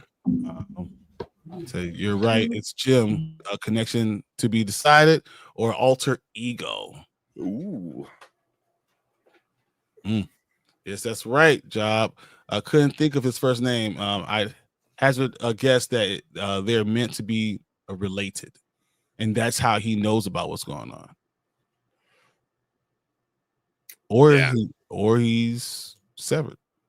Yeah. Towards the end of the episode, or once we get to the end, I want to kind of go back to that scene with the paintings because I have some like thoughts, and that might be connected to the whole Jim and Seth kind of thing too. I definitely want to go back to the paintings. Yeah. If anyone ever tells you should have left, your ass should leave immediately. Yeah. Yeah. It's never. I tried to warn you. You should have left. He said his inner excels at stargazing. I bet it means trivial, like watching celebrities on TV. Yeah, it's so generic. Dancing with the stars. Yeah. Oh, Deuce again. What third one? Deuce. Oh, God, man, thank you so much. Said Barr. Brienne and Tarth did well in this role. She's good in a lot of stuff she's in, man. She really is. You know, because she's so intimidating, I think, because she is so tall. You know, and she's like just a really well actress, you know, which is I know I don't want to get into Star Wars. It just pisses me off that they killed her character off in Star Wars because she was one of the few things I was interested in the shitty sequels. You know, because she was Captain Phasma. Yes!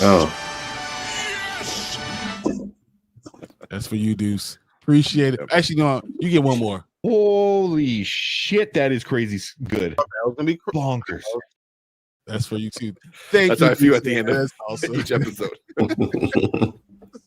That is us at every end of every episode. Yeah. Oh man, that's so awesome. I really appreciate it. Right. Could be his father. You assume most editors are older, or his husband. Yeah.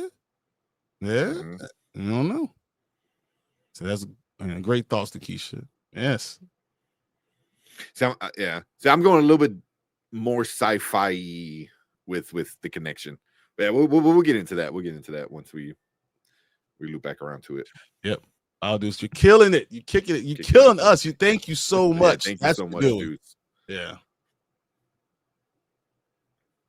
Yeah, we really appreciate it, man. So we're having all the conversations with everyone, and we're finding about our connection. But they finally accept them, and she says, we will now allow you to search. We won't hinder your search. You can go ahead and look anywhere around here.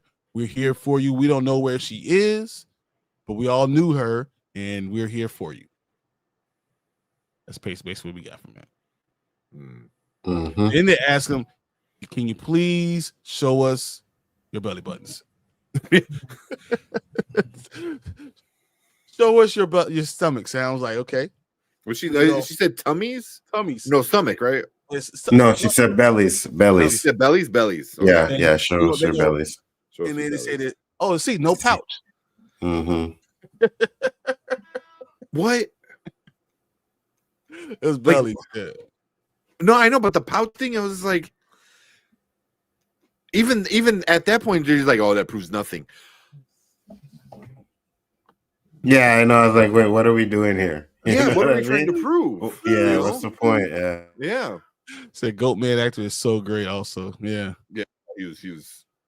They all have these like dead eye like kind of faces in them. They're all really, really good. So I think it's about the belly button cloning. That's what I thought. It's definitely about cloning. Yeah. Belly button proves that you are born. That's exactly what I thought. And because you're dealing with goats, and then the idea of cloning just made perfect sense with it. Or you have a pouch instead of a belly button. You know what I mean? Like that's, like I don't know. Maybe because goats have pouches and they use goats to do it. So it's such a great callback to what Bert said in season 1. Exactly in the middle of all those paintings. And what they all assume, they all were talking about, even people in MDR have pouches instead of stomachs in their bellies. Oh, that's right. Yeah. Shit, I forgot about that, Dr. Deb. Yeah. So the theory floating around that they want to actually see the bellies because clones wouldn't need umbilical cords, so she doesn't show it. So I guess you would say, is Helly a clone? Because Helly shows her stomach, but she doesn't show her belly button. That's right. Helly because she had a higher dress that's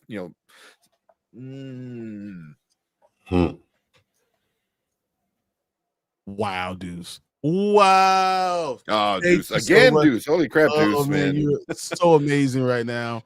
So funny thing, they did show Helly's belly button. Was it Innuendo or Audi? So they didn't show it. Yeah.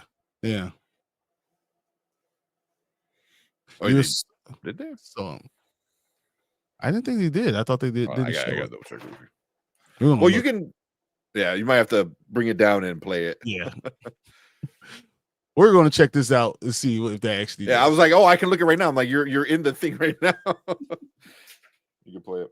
So we're doing things a little different. Why he has to like bring it down because last week Apple wanted to play games and copyright a few things. So plays like Yeah, if you wanted to see the video, like all of a sudden it got taken down. Yeah, it was gone for a couple days. So we got to play it a little different.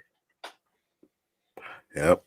From does the same thing now. You play a little bit of it, and it's like, boom, okay, we're taking you down. Copyright. So yeah, it's either me. Careful. It's either I do little slides for each one of it, which I could do, but I was like, let me do the video, try the video one more time, see how hard it is. Yeah, it's not too bad. Slides you have to do in one of these shows, I was like, more power to you, Brian, because I'm not sitting there taking all these pictures of the show. I was gonna show the video on there, and it is what it is.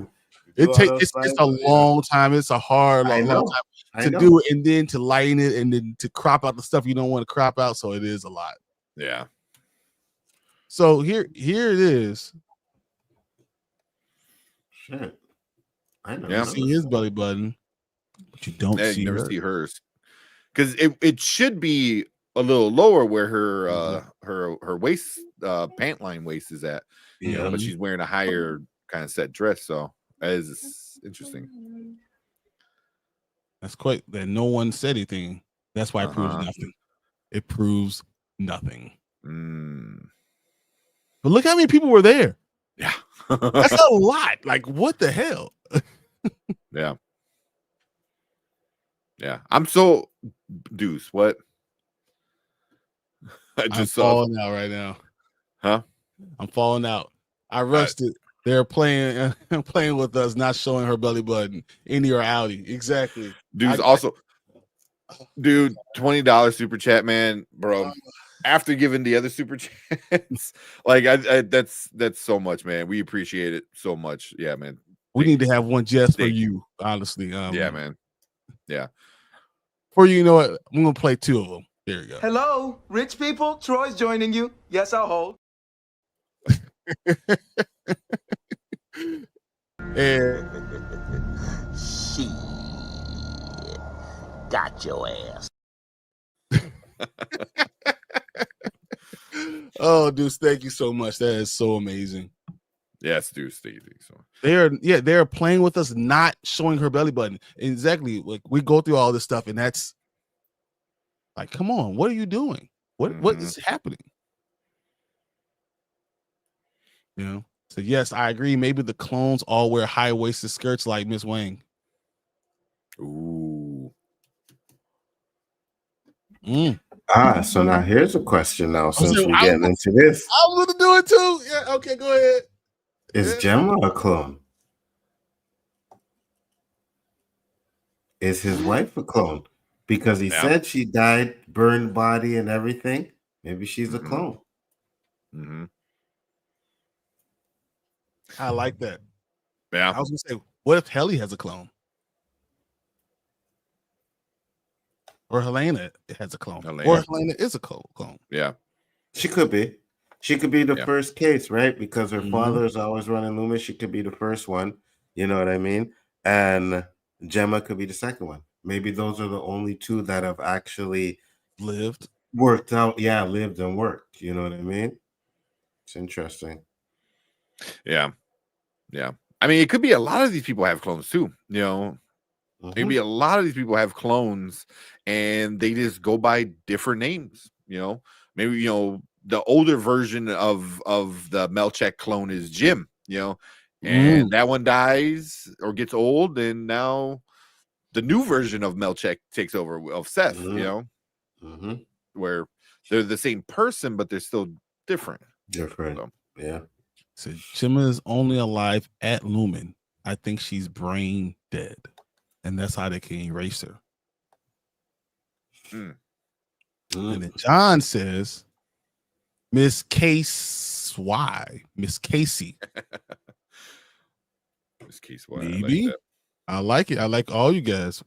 All your stuff is really, really interesting. I like all those ideas. Now we go back in there and you see Dylan really getting into it with Gretchen, and you know she's obviously enjoying it. I mean, I hope for you this was, I don't know. And there's this very nervous and this nervous energy around them, and they're flirting a little bit, and it's weird because I mean, for Gretchen, that's her husband, but is it really? Yeah, I don't know. But and then look, this is the look. This is it right here. I was like, yeah, she's falling for this man already. She wants to kiss him. She wants to because that's her husband, right? I thought they were gonna kiss for a second. Mm-hmm. I really thought they were gonna kiss for a second. But I don't think Dylan even knows if a woman wanted to kiss him. But this is the second time this episode where we had people like this weird interaction where like kiss them, but then they don't. It's just this weird, even the shots are similar. It's over the left shoulder, seeing the person, and Agreed. Interesting. So they don't kiss.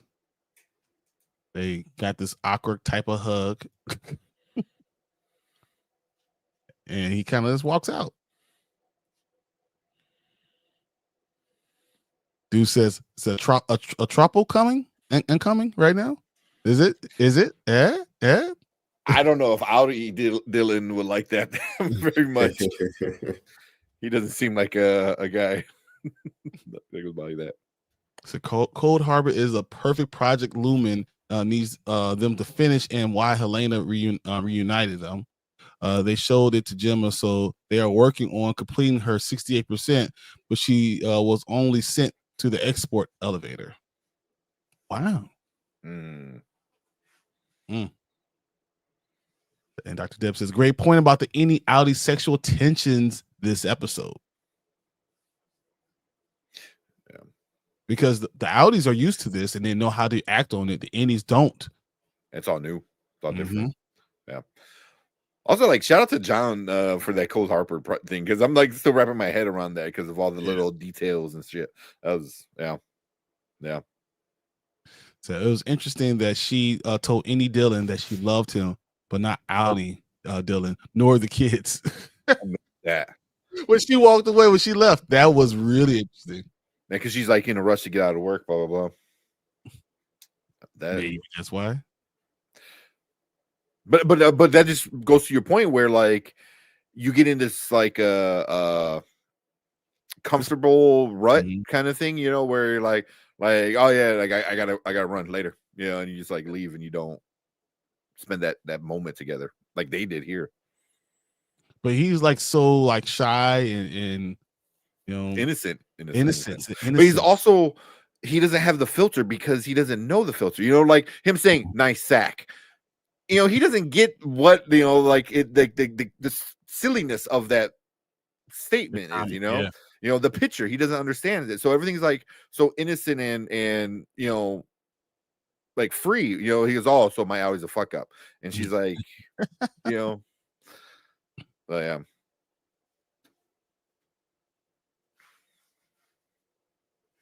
All right, yeah, as you said, she comes in. She gave him a kiss, though. She does give him a kiss. Also, that kid's sitting way too damn close to that TV, man. That it bugged me that entire scene. I was like, somebody get this kid away from the TV like that. It's like, when you did a third kid, he was trying to survive. That's all it is.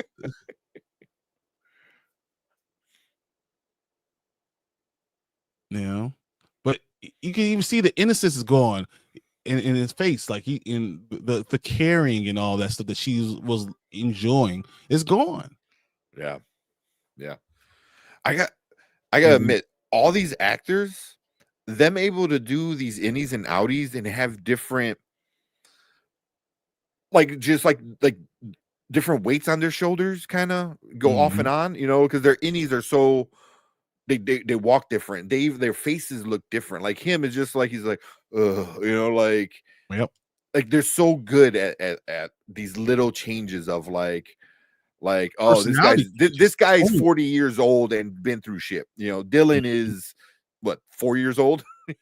So yeah. And all the personality changes. I think that is interesting. Yeah. Saying So it was interesting that she told Annie Dillon that she loved him, but not so that she wasn't even going to tell him about the visit, how the visit went. He had to ask. Oh, so how did it go with my Annie?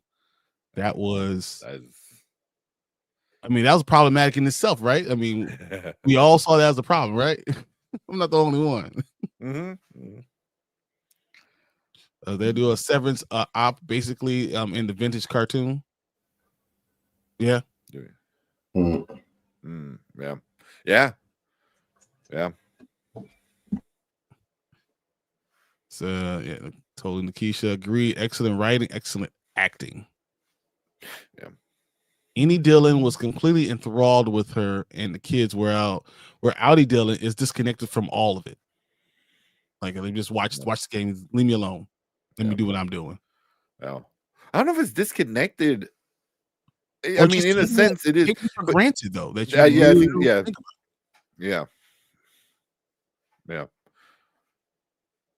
but that's such a human thing. It's such a normal thing. It's like when you're around the same thing every day, for decades, or even if the kids, it's like not every day is going to be like, hey, we're going to Disney World and it's going to be magical memories, so you get in a rut a lot of times too, so and him being depressed the way he is, and he lost all those jobs before and all those things at the same time. Yeah, I agree. Yeah, but even the way like a lot of these shots are, like, you go to his house, it's so dark in their house. You go to Mark's house, it's so dark in their house. But then you go to the Severed floor, everything's bright, everything's white, everything's super, like illuminated. So it's just gloom versus like new kind of thing. Audie Dillon seems depressed. He didn't even make the cookies. Yeah, and she had to tell you, all you had to do is slice it and put it in the damn oven. It's all you had to do. I've never been too sad not to make cookies. Cookies help. They do. Oh man, that's so funny. Anytime we're really in a really bad mood, we definitely make some cookies all the time. So absolutely on rut, etc. Gretchen was like likely seeing the man that she first met with Annie Dillon. Exactly. Probably all the life beating them down and all that stuff. All the things she talked about that he had to deal with, not finding his place in the world and any of that stuff. Annie Dillon doesn't have that. He's just Dillon. Yeah. Like, you come to my job, like I can't leave my job. So she had to give him a rundown of what to do. He was like on his ish. She wouldn't have to tell him anything. Yep. My wife just leaves. It's time for her to go. All right, I got you. Every morning, I get my girls dressed. Well, you ain't gotta tell me. But when you're in a rut, that's when you have to go do. Hey, it's only one adult really doing something. I think that's where he's at the point right now where, she's trying to pull the love out of him, and we saw that when he was job hunting. Yeah, she's trying to be that support, and he's like, "Read the damn room, lady. Come on, Gretchen, you should know." And that's just being an asshole. Yep. She wants to reset. Well, it'd be dark if his wife got pregnant again and drives Audie further into depression. Oh my God. What if? Oh my God. I didn't even think about that. I was like, what if they hook up and they have a kid, but it's the Innie's kid and not the Audie's my kid? God. Like, that's so fucked. Man. I cheated on you with you, but almost be like putting on you with your twin brother. Yeah. That's what kind of would be. Yeah, man, that's messed up. That's dirty. That is messed up. Oh man, you should always know how to make cookies, though. This was very weird too. This scene, yeah. I mean, just even walking in on it, I would be like, if I'm Devin, I'm like, what is this woman doing in my house with the lights off, talking to my husband? What the hell's going on? Facts. And then why do you think this is okay? Yeah. And why is she there? And then she's complimenting her, like, it's a joy to meet you. I've heard so much about you from Mark. You should be so proud of what he's done. And she's like, what the hell is wrong with you? Yeah. Dude says Rickon is a complete narcissist. Oh yeah, he's a piece of shit. He's so yeah. Oh, she's eating into it though. She's so yeah. It's like almost like that's what these people are trained to do. Like the compliments are so generic and vague. It's just like for him, a narcissist is like, he's like, yes, I am great and I write well. Where she's like, she did have some pages. You're like, oh, and what you said on page 38? Yeah, chef's kiss. Keisha says, I'm not the most jealous woman, but I'd be damned if I would have leave my husband with Natalie, gazing into each other's eyes and finishing up each other's sentences with the ego stroking. Nah, man. I don't think Ashley probably wouldn't come and like fight her or anything. She'll just hit me. Like turn around with a person right across the head. Like, you should know better. She is the motherboard. So why is she there? Lend some evidence to Rickon being Egan and somehow working with Lumen. That's a theory too, where he's the inside man. Yeah, like the book is just the like, oh, we're talking about this book, and meanwhile, like when she's gone, like the real info gets talking. But that's what a lot of people are saying.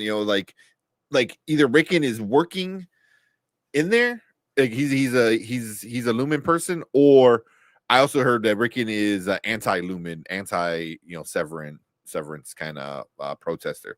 So I mean, and I've seen people make cases for both, like really well. We gotta figure out who else Ragabi's working with. Because whoever Ragabi's working with has inside knowledge and know-how, and could it be Natalie? Yeah. But the motherboard is kind of interesting. I can see that. So yes, Nikisha agreed. She is the eyes and voice of the board. Literally, she doesn't even blink.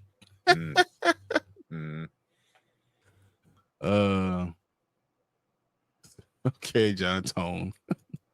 And it's kind of interesting because like her eyes are very prominent. I would say they're very like they're out like yeah. So do y'all think there's anything to the fact that Lumen in management keeps visiting homes at night? So intrusive, not even at the employees' houses, but with their family members. Yeah. Why are they coming at night? And can they not leave Lumen during the day? Probably not. Probably not.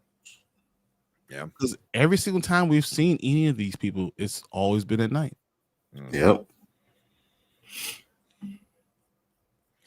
Yeah. That's interesting.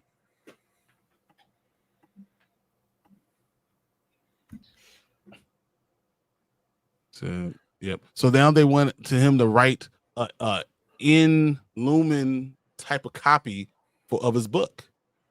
Mm-hmm. Do you think that's true, or are they just trying to get some information out of him? What do you think, Gonzo? I don't know. I think it's kind of true. I don't think it's information. I think they're trying to use him, right? Because the book did inspire people. Like, you know what I mean? When they were reading it, they were hiding it. So yeah, I think they want to tweak it to where maybe it helps with a little bit more of the control. Yeah. So I think that's a possibility. I do think they want something to do with the book to help control the people, the innies. Mm-hmm. Yeah, I kind of agree. Like, I think Lumen, the people found out like this book was like they got attached to this book and it gave them this kind of confidence. So it's like, okay, let's take it and tweak it a little bit, because like it was because it like in any kind of experiment, if this is like what you said earlier, like an experiment, if something gets thrown in, it's either bad or good, and this is a kind of company that would be like, oh, we're going to take this bad thing and turn it around for us, you know. So yeah, so like let's take what you're saying, but we'll switch it a little bit and kind of instead of them rioting, we're gonna have them fall more in love with the company or be more under brainwash, you know. Yeah. I don't know why it was his writing. I don't think it's because the first book they ever had. that's true. Yeah. yeah. That's true. Dr. Deb, I do wonder that too. They're so unprofessional. They're doing to see how much the Audis know. So maybe she is interrogating Rickon for info about she's alive. Yeah. Could be. That's just bizarre. Yeah. Probably a Devin play. Trying to get the, information about Devin. Good thought, John. Yeah. I think the writers like Rickens to him too much to be a villain. He's just stupid. Yeah. I mean, sometimes that's a fun part. You know, I'm sure a lot of the writers do, like between this world of like evil companies and like mindless workers and stuff like that. You have this just dummy, just thrown in there just to be a dummy sometimes. So it all makes sense. Y'all are on a roll. You guys really are. Honestly, you guys are killing it today. Yeah, there's a lot of awesome theories and thoughts. And as I said, Devin's sitting there talking like, "What the hell is going on?" And she's asking the question, "Do you feel good? How do you feel about all this stuff?" And they literally trying to interview her about Mark. And talking about the book, and she said there's certain verbiage we want you to take out, so because the Indies respond more favorably to it, and that made me feel like they're trying to use it more for brainwashing for their own nefarious means. Because think about all the other stuff they give, all the paintings and all that stuff. It's the same type of stuff.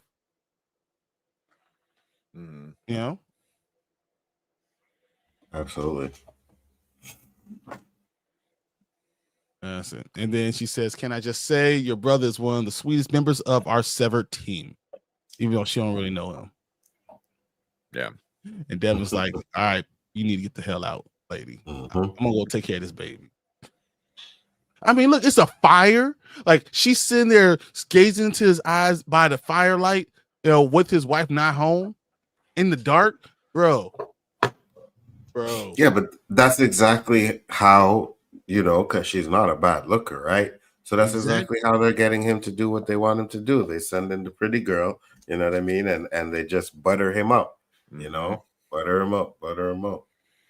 Say, your book is actually good. He's like, "You read my book?" It's the same thing with Mark S. When he came out, he's like, "Oh, we read your book on the inside," and he got all like nothing else mattered. You could ask any question, but it was just about him. He goes, "Oh, what you love about my book? Why did you love it?" It's just like, full on narcissist. All right, so now we get back to Mark, and you can see he's trying to use the light, and it says, "Who is alive?" Yeah, but he's working with his sister. I thought was a good thing, Which is funny because Lumen has an idea, because that's why they probably sent Natalie, because they're trying to figure out what the hell's going on. Yeah. Well, also like the conversation that Mark and she had in at Pibbs or whatever, was like, he didn't say nice stuff, but seeing them work together and trying to figure this out now is I thought it was good, and being so close to Natalie, why this is going on. Yeah. And she wasn't worried about Natalie being next to her husband. She was like, "I need to get back to Mark." Yeah. Facts.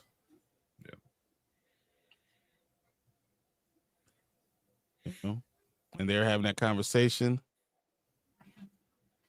There's the part that I want to get to. Yeah. You see Devin, and then she walks out. She says, "Even though you left me at Pips, you left the check for me, you dick." Say, "Oh, thank you." Yeah. There you go. Milchick back in his office. Yeah. And he looks at the paintings again. Think about it.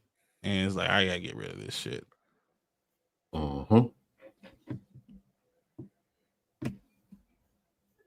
and he tries to put it up somewhere. And you know what? I think this is a good time to actually bring this stuff up, to show this stuff. Yeah. Look at that. Yeah. Yeah. It's man. I got a theory. Go ahead, because I got one too. Because when she gave him the pictures, now correct me if I'm wrong, because I only watched the episode once, but they kind of said that they're doing it in the likeness of the person who owns the company, right? He would be the fall man if crap hits the fan, because now you have pictures of him as the boss, like he's running everything. So I think they would use him as the fall man, fall guy, if anything hits the fan. Okay. Oh, I like that. I haven't thought about that, but yeah. Then you can have multiple people, because she said, Natalie said they gave the same thing. The board said they gave the same thing to me. Yeah. And also, I think we didn't mention, like, because she's like, oh, they gave the same thing to me, and I was grateful. It was almost like, bro, say you're grateful, that kind of thing, she was giving him that look, but she also kind of always had that look. So I have a theory, and it kind of goes with the cloning and consciousness switching. I wonder, and now knowing about the Lexington letter stuff, and finding out it was a different Melchek, but I wonder if that's his older self, you know what I mean? Not just in age, but actually his previous version of himself, that now that's the old Melchek, so it's like, yeah, we drew you because like you're the boss, you're in charge, but also it's older, and it didn't need to be older. So I'm like, I wonder if it's almost like, hey, don't forget, we know something you're part of the system, you're in it, you know what I mean? Kind of thing. So it's like, so we giving you a reminder of your older self that is gone, and that's how you look when you get old. And then you transfer to the new young cloned body or something like that. Now that was just a theory I was kind of thinking with the clonings and stuff like that. But because I'm like, why they did it old? Because one they wanted it to look like like Kier, but also it's so. But it was so much like Kier, like that it was literally him just in a black person's because the whole art style is the same. That's like what Kier, but with like Melchek's face on it, it's really weird. It's really weird. It bothered me so much when you look at this. Like, if we're gonna go through this, might as well go through it now. But because like this was the main one that they focused on, but the other two were really, especially the last one where he was like overlooking like the mountain kind of thing. Yeah. I thought this just we can find it or get the right look. You find the whole Kier cycle, and then you can see right here. This is why I thought that when she was looking and she is feeling a certain type of way. They gave me one just like this for me. It was almost like as appalling, and you have to show a certain face as a black person in this company, and you have to pretend like this is okay, even though this is the most disrespectful thing you could be doing, is to try to put my face on your white ancestors. I thought that it was so just icky. It felt very icky. And but also like she's telling him like kind of giving him hints like, hey, you need to feel like this. Like, hey, I felt happy. I felt this. Like kind of like saying like, hey, I felt it extremely moving. And she's like, so like stuff like that, kind of like, oh, this is the one I was looking for right here. It's because there it doesn't. I really couldn't tell if it was him or not. Because they have like whatever beard, the gray beard, but because at first it's kind of hard to tell there. I'm like, is he standing on a body? You know, and I had to pause it and stare at it. I'm like, oh no, I think it's just rocks. But it's just like her eyes was so upset, and then she had to eventually get right back to it. Like, no, also the green hills, like the sheep we saw the or goats. the goat. You know, I just noticed that right now. I was still trying to get that face that she had before because it was disappointment almost. Yeah.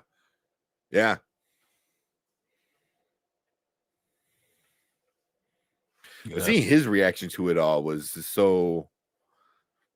I want to know what the director told him. Like, hey, when you look at these, you need to feel this. You need to like have this sense of blah blah blah. You know, and I'm like, oh, I want to know what the director told him.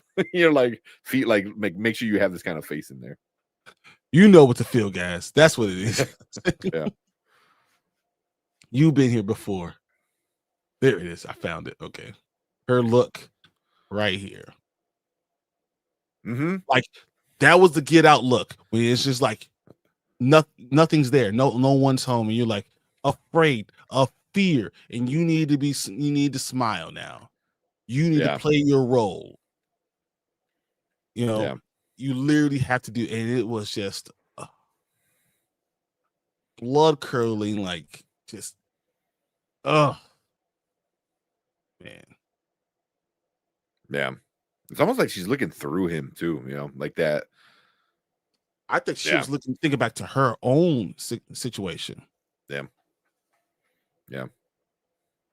Mm-hmm. Yeah. It said, as Dude said, yeah, blackface is wild. I mean, pretty much it is what they're doing, right? Mm-hmm. So some others commented that they don't change any features at all. Just like a token expression of diversity to make him feel welcome, but it's so out of touch. Mm-hmm. Mm-hmm. That's a good one, John. Appreciate that. I like that they are relocations of the pairing. Well, we're seeing the original Kier before in the paintings. To me, it felt like your blackface appalling. Exactly. Yeah. So, which is why some call it that she has the Get Out expression, and that's what that looks like. Like she's trying to say, "Run." She's saying with her eyes, "Just leave." Her eyes told more than what she could say. Mm-hmm. And the board is listening as she is the communicator for the board. Her eyes and ears and voice. Yeah, and Dr. Des says, "Yeah, her eyes say everything." John says, "Is the lake phallic?" I didn't see that, but to look. I wouldn't be surprised. It makes sense almost, right? Yeah. But that look and her concern, and then she goes from this look to that smile, that fake smile. Big smile. Yeah. That was, oh man. Yep. Milchek looks so tired, he's becoming disillusioned. He said, disillusion is the perfect word, Nikisha. Exactly. That's what the Get Out look. Yeah, and it goes right back to that smile. See, he's gonna turn against the company. He has some crazy, shining, looking clips in the trailers. Yeah. Ben Stiller actually brought the scene up to Tillmanny before including it. It was handled so respectfully. Oh, really? I didn't know that. I got it. Yeah. But that's because that's what I want to know is like, what do you tell somebody like, hey, this is like the expressions we need you to have, and like, you know, and then even her telling her like, hey, this is, you know, do you just say like, do the Get Out, you know, like, do you get it, like, you know, like, I don't know. And imagine you're going through this situation and you know, I think that's all you have to say is you know.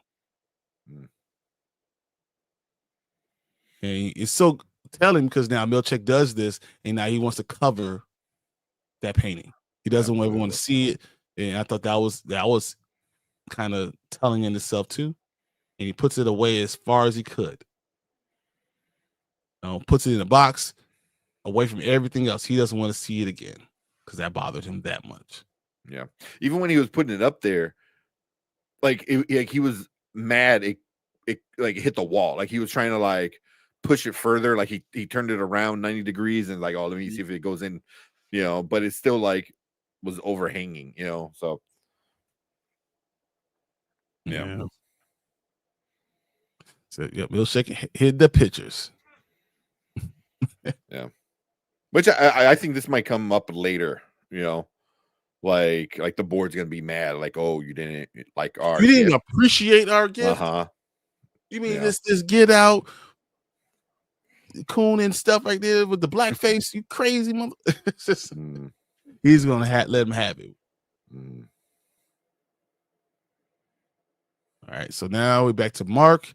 He's driving around, trying to find a place he could be and burn it into his retina, which I thought that was crazy. Who is alive? That was a terrible plan. I thought it was an okay plan. Because how else are you gonna? You can't. Leave a message. You're literally blinding yourself. You think that's going to hold for all that time? I mean, yeah. It's a terrible plan. Very terrible. I was like, what are you doing? What's the thought? But the crazy thing is, maybe it's a message to Milkshake in response to his fake news newspaper. That's interesting. I like that. But the crazy thing is that Lumen is prepared for something like this. That's crazy. Like, one, it's either happened before, or two, they're that far ahead in thinking of like any way the Audi and any can communicate, or they've dealt with this before. Yeah, obviously, if Ragabi knew about what he was trying to do, then Lumen has dealt with it before. Yeah, and then when she's like, oh yeah, they like flash it where like it would disappear. Your retinas would or your iris your pupils will dilate, and then you wouldn't see it anymore. Yeah, because I forgot what she said. She goes, whatever, when you're in the elevator or something. Yeah, so your pupils dilate, and then you won't see it anymore. Yeah. But this whole end of the episode, man, I must have watched like 3-4 times. So this part of the episode was fantastic. Yep. I absolutely loved it. Yeah. It was so yes, I was disappointed that Devin approved this plan. So this shouldn't have been a Devin approved plan. So Devin didn't know. She did her best. I was thinking the exact same thing. I mean, you got to try stuff, right? I mean, so once y'all read the Lexington letter, you'll know there's a loophole in the communications with the Indy and Audi. Then I gotta go read this. Yes, you know what's gonna happen right when we get off. We're gonna be studying this now. Oh yeah. Thank you guys. He's literally trying to burn into his irises or whatever. Yeah. Well, I think I don't think he's trying to burn it into his iris now. I think he's trying to realize, like, see how long he can hold on to it, and and then so it's like, and obviously the longer he stares at it, the longer it would like stay. But you could do some real damage to your eyes that way too, like real damage. Yeah, it could go blind. Yeah, I mean, yeah. You know what I mean? Yeah. Oh, this scene too. Yeah, the whole end of this episode was just wild, man. Yeah. All right, so she pulls up. We get Helena coming again out. Yeah. Also, that car is fucking awesome with the suicide doors. Oh man. Mm-hmm. It shows how powerful, rich and powerful she really is. Gets out, looks out there. Miss Cabela's there, saying, you know what, I want to talk to you guys. I need to be running the 7th floor, and you need Milkshake. It needs to get out. And Elena's basically saying, all right, let's go in. Let's talk to the board. Come on in right now. Let's go. Let's talk to them right now. And then she's walking in, ready to do it, saying, okay. And then she looks, something changes. Mm-hmm. Mm. And it's like she was walking towards her and totally control. And it's something she said. She said, once again, you have to talk to me. You have to listen to me. There's something with that relationship. There's something that she knows. There, she doesn't just, she's not just an employee. She's something else. There's something to do with her. She knows where the bodies are buried, or the connection, or she could take this place down. And there's a knowledge within, Helena about her. Mm-hmm. So, and then she said, "You underestimate your blessings. You overestimate your importance and underestimate your blessings." Yeah, that's some cold-ish to say to someone. You overestimate your importance, underestimate your blessings, because at any point in time I could take you out. Facts. Man. But who else could just talk to him about like this? Everyone else just get fired and just be gone. There's something to her. Yeah. Oh yeah. And look how bold she is about it and brazen she is about it. Like, so she's not afraid of them. Yeah. She knows stuff. She knows something. She's hiding something. She knows something. She has leverage. You know what I mean? That's why she was bold enough to think she could go back there and demand her job back. It's just she probably underestimated, or either they don't know what information. Well, they probably know what information she has. They probably just don't care about it. You know what I mean? Or don't know where she's hiding it. Mm-hmm. Yep. They don't know where she's hiding it. And she calls the board. The board's like, "All right, let's go. Bring her in." And she looks suspicious. Mm-hmm. Yep. And as soon as she sees that bodyguard, she changes directions and leaves. Yeah, that was so interesting. Like, as soon as he steps forward, look at her face. Like, she is shocked. Mm-hmm. How are you alive? It's like that's what she's saying. How are you alive? Mm-hmm. Like, she knows who this person is, and he has no idea who she is, and she just takes it and books it out. Yeah, I'm thinking it's got to be a family member, right, or something, or her ex-husband, or her brother. Yeah, because what if, like that theory where she's more related to like Kier, through the bloodline or whatever, than Helena and her family are, so what do?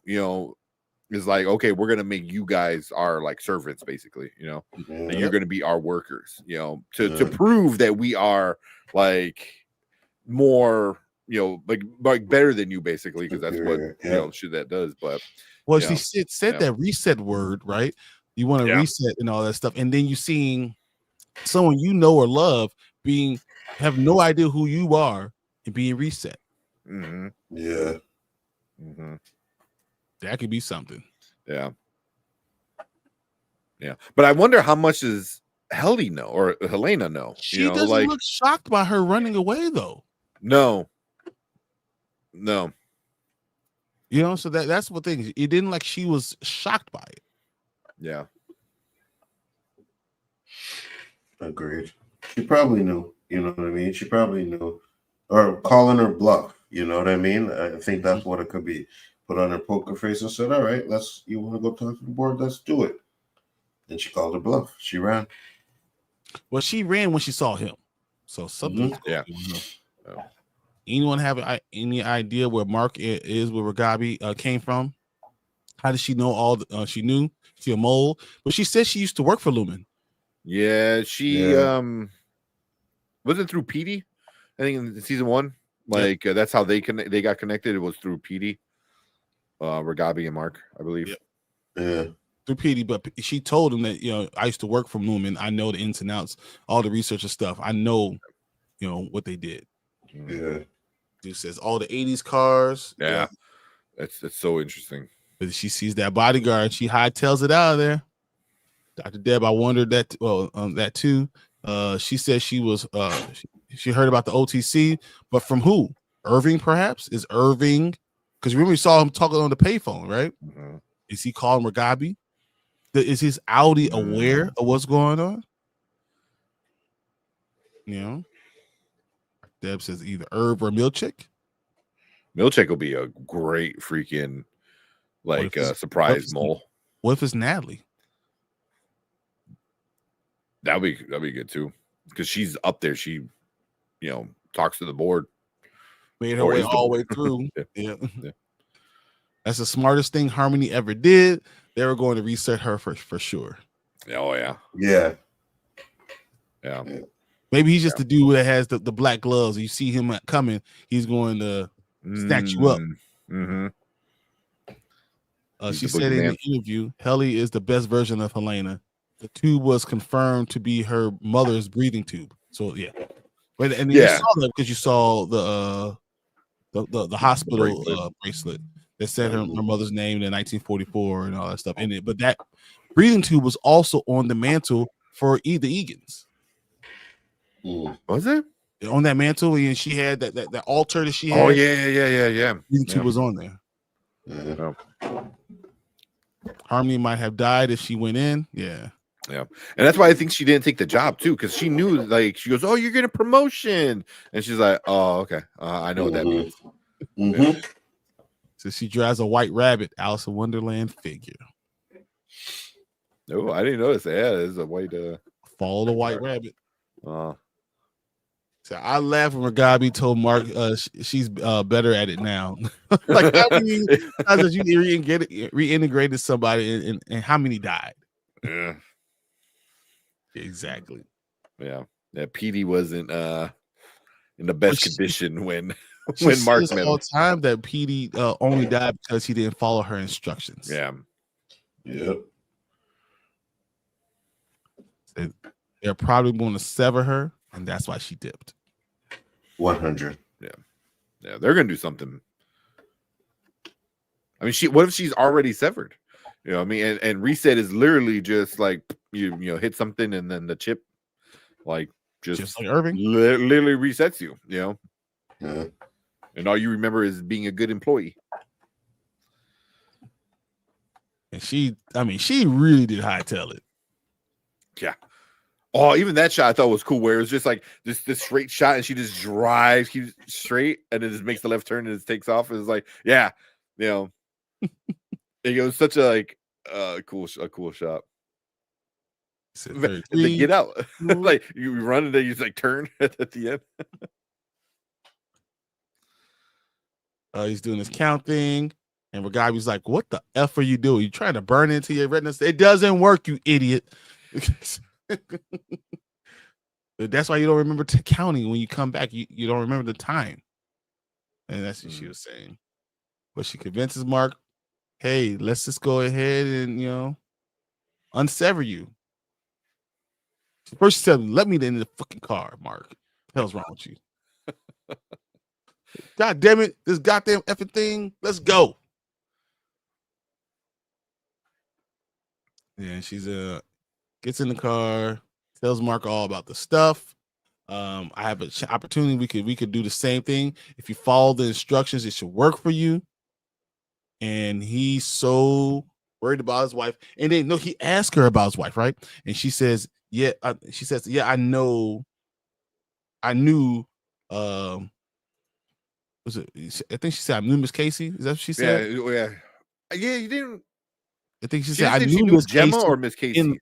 I don't know if she said Gemma. Right. I think she said Miss Casey. Yeah, I knew her beforehand. Why she was with Lumen. That's how she said. I knew Miss Casey when I was a spy within Lumen, or when I was with them. So how did you know Miss Casey? And then what? She's not telling the full story.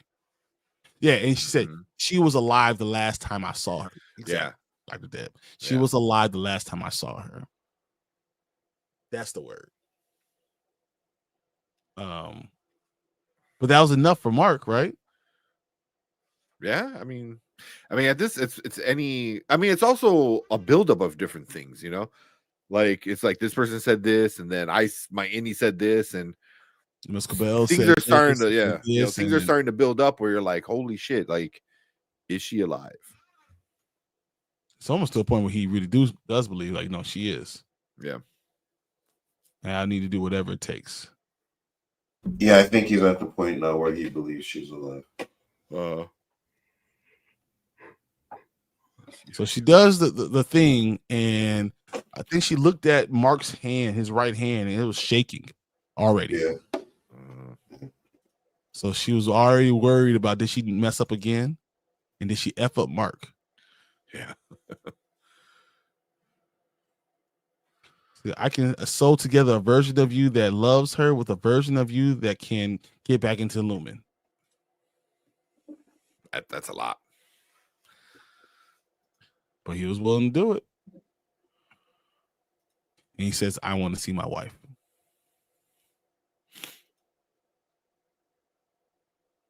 And that she's alive at Lumen. So I can't wait to watch it again. Listen to that quote, Nikisha. I've completely missed that. Yeah. I think it's going to break our hearts when we realize that Gemma can't live outside Lumen. Oh. The directors did a great job. Didn't tell us anything, but told a lot. Yeah. I feel like you got answers to questions without being told what the hell's going on. Mm-hmm. Mm-hmm. Yeah. Agreed.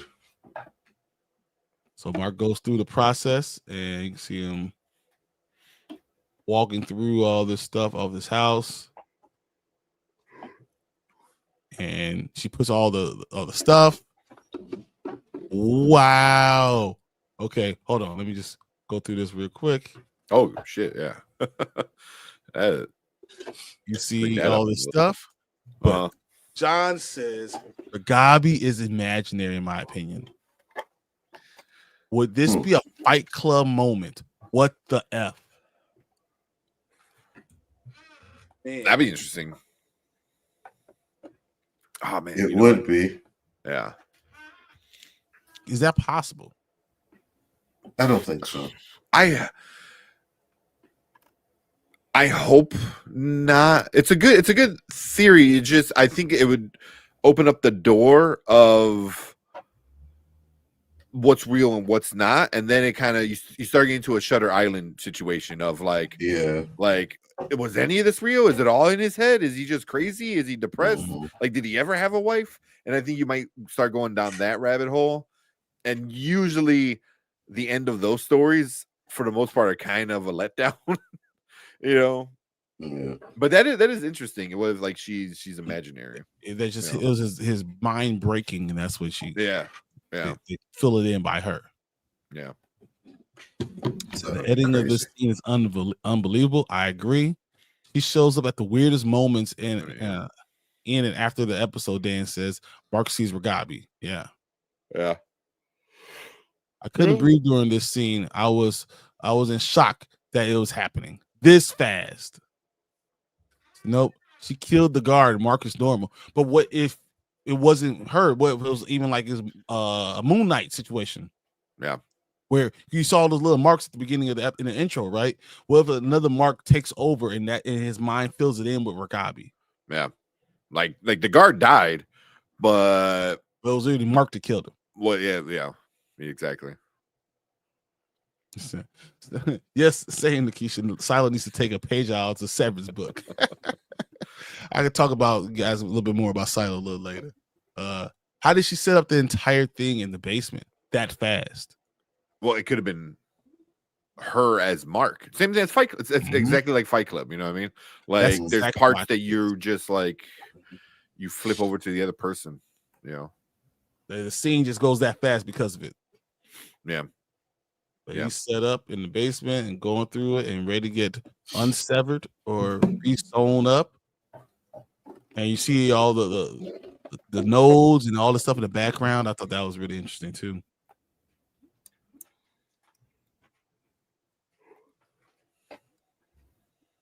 So I'm going to start with easy questions to get you and get more complex. She starts questioning him and asking all these questions. You know, was like, what elementary school did you go to? And you can see that relax your body. You should feel good when it's over. Who am I? Mm-hmm. Mm-hmm.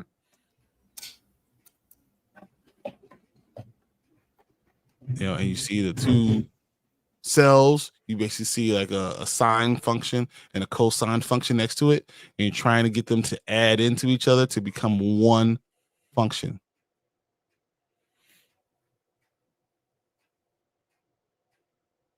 Because if you think about it in the intro, again, even when he's figuring it out and he knows it's separate, you see out the back another person trying to get through. Yeah, yeah. And as she asks more complex questions,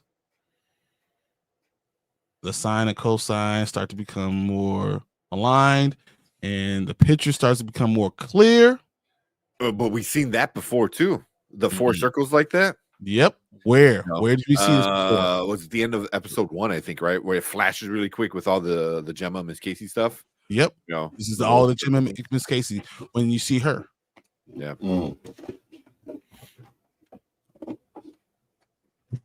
So you see the lines getting closer, more congruent, more overlap. The amplitude is changing. And now we're starting to see a little bit more of Mark at the beginning. Yeah, this is so good. So, who are you? And he says, I don't know. Tell me. And is it her brainwashing you? I don't know. I don't remember. Tell me. Tell me your first memory. I don't remember. And it's about him being on the floor, just like we got with Helly. And going through that same situation. All the innies start off. Yep. Yeah. Hey there, you on the table. And then goes through the same speech that Mark went through with Helly. And then the whole thing ends. So this was intense. The last third of this episode was crazy. And I really enjoyed it. Yeah. I mean, it just like that. I think that's the best way. It's like it's such a interesting ending where like you're like, oh man, what's all happening? But then you just it hypes you up for the next episode. And I feel like this show does such a good job, you know, from season 1 to now, where like the end of every episode was so intriguing because you're just like waiting for the next episode. Isn't the worst part? The worst part about this whole series is that I have to wait 7 days. You have to wait a week. Like 7 whole days. I'm like, man, I can't wait 7 days. This is ridiculous. We waited 3 years, but man, for a season. But yeah, you want to wait up, dude. I'm almost by day 6. I'm ready to riot. I'm ready to go storm and Apple Plus and like, look. Give me my episode now, and then they release it. That's what happens, literally every week. Yeah. So if Mark is a sleeper agent like all the others, it would make sense if he thinks it's someone else doing it. Yeah. That's the Fight Club thing. So Mark isn't double severed. Come on. So you guys are making intriguing points. So many oddities about the Ragabi in the scene. Where the hell did she come from? How she knew he was going to be there. If you're in some place that no one else could get to, that no one knew you were coming to, how the hell does she know you're there? Also, did you guys freak the fuck out when he opened his eyes and you saw the person? Yeah. I was not expecting that. So not double sever. There's a mode that they are going into the feature in the next episode that you could turn into. Ooh. I like that. That's interesting. So it'll make sense if they are going to displace any guilt onto a fictional rebel. Yeah, like it wasn't your fault; it was their fault. Yeah. So when the final transitions for this episode faded, it was white. It always has fading to black before. This was the first time it faded to white. Oh, damn. Interesting. Yeah. The dude says, "Who are you?" Yeah. It's a great catch. Yeah. You've been balling out this one. This is amazing. Yeah. Yeah. Even like the title of this episode, like is Who Is Alive? Like obviously that's the message, he's trying to tell his innie, but it's also just like this throughout everything. It's like who's alive, what's going on kind of thing. It's like, and it's just like, oh man,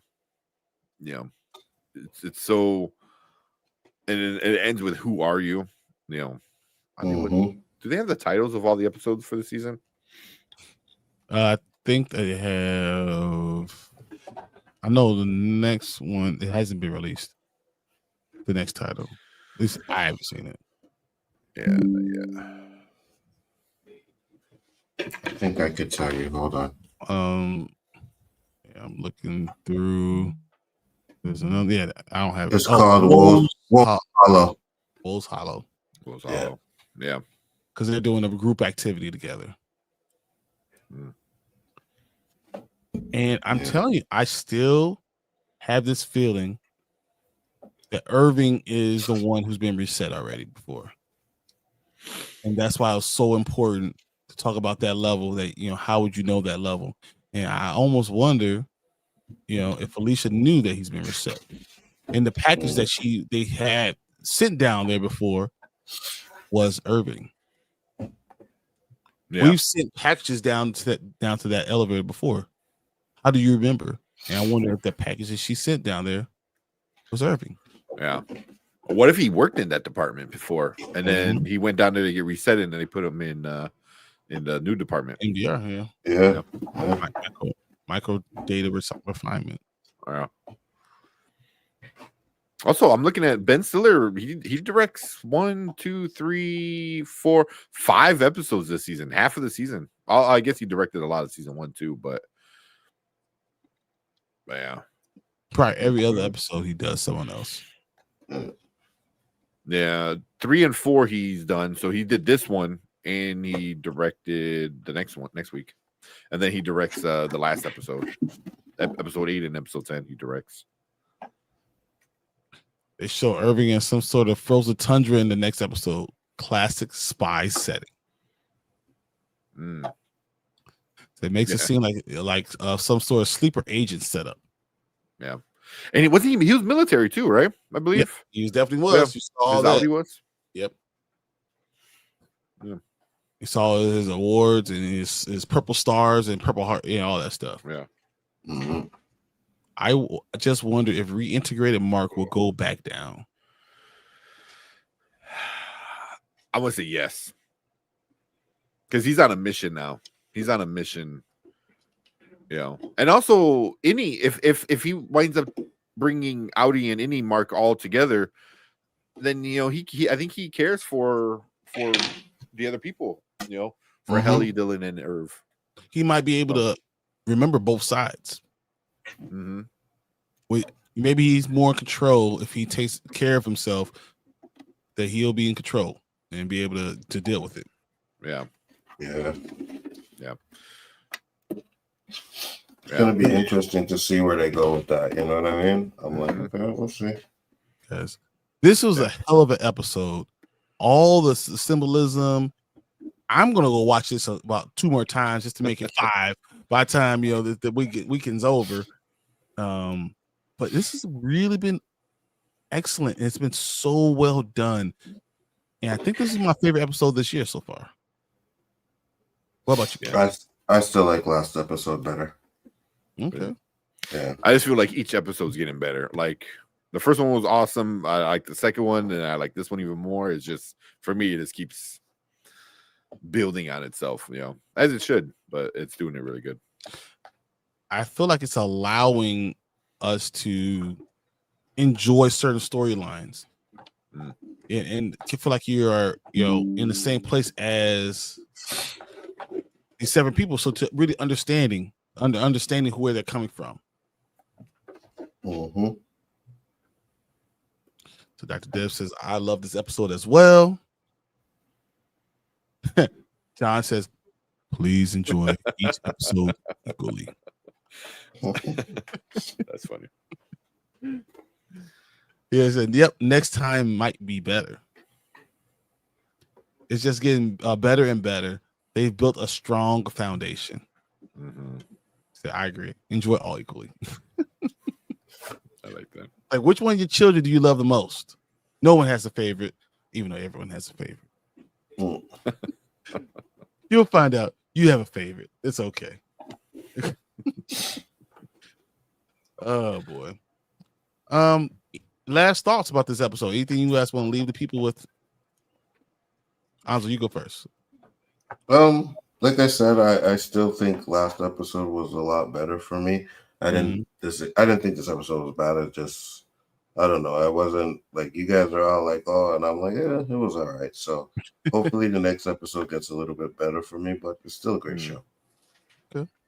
Yeah. I mean, I'm in love with this freaking show. Like, it's so good, and yeah, it just keeps building on itself. Like Nikisha said, it keeps it has a strong foundation of this idea, and now it's just going.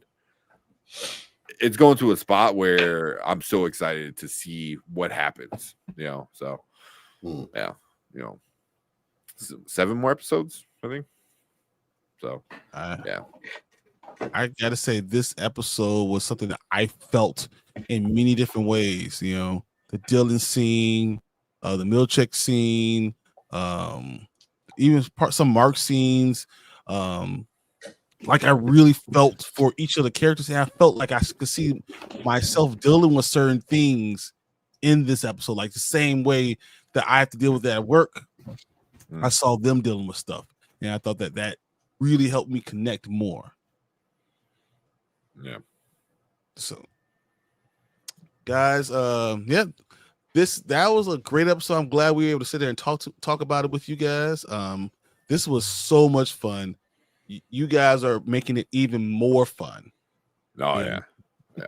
So I tell my kids that my favorite is such whoever's isn't plucking on my nerves right now. Facts, spitting facts. It's whichever one is that. Thank y'all for the streams. Excellent show, even better. No, you guys are making it even better for us. Honestly, your comments, your theories, this has been a pleasure to do. I was telling my wife, like, this is the thing I've been waiting for all day. All day. Running all these other places, trying to get to this point in time. So thank you guys for that. So I thought I finally going to get one night without autocorrect sabotaging my words. So it's so close, right at the end. So thank you, fellas, for the stream. So much fun. No, Nikisha, thank you. Dr. Deb, thank you. Deuce, huge thanks to you, man. You've been out there yourself. Appreciate you 100%. John, thank you for coming in. All your insight was great. Really enjoyed it. So we had other people coming in. Plus I have anybody new to the show. Emily. I remember Emily when she was in here and talking about all her stuff. Calvin and Jordan. Great. Yes. Well, great facts. Thank you for bringing all these things to us all, and we can continue to form our own ideas with you guys. We're gonna keep it going as long as we can. Every episode we're going to talk about. I don't care what's going to happen. I'm going all the way to Dallas. I'm coming back just in enough time to make sure I talk to you guys, because this is the funnest thing I do all weekend. I want to thank you guys again. Thank you guys for coming in. Thank Anzo, Big for Entertainment, who just his support is always there. And if you guys subscribe to us, subscribe for the video for here, but definitely do the same thing for Big for Entertainment, because we'll continue our From series on Tuesday. And man, you think we're good? He's better. So I appreciate that.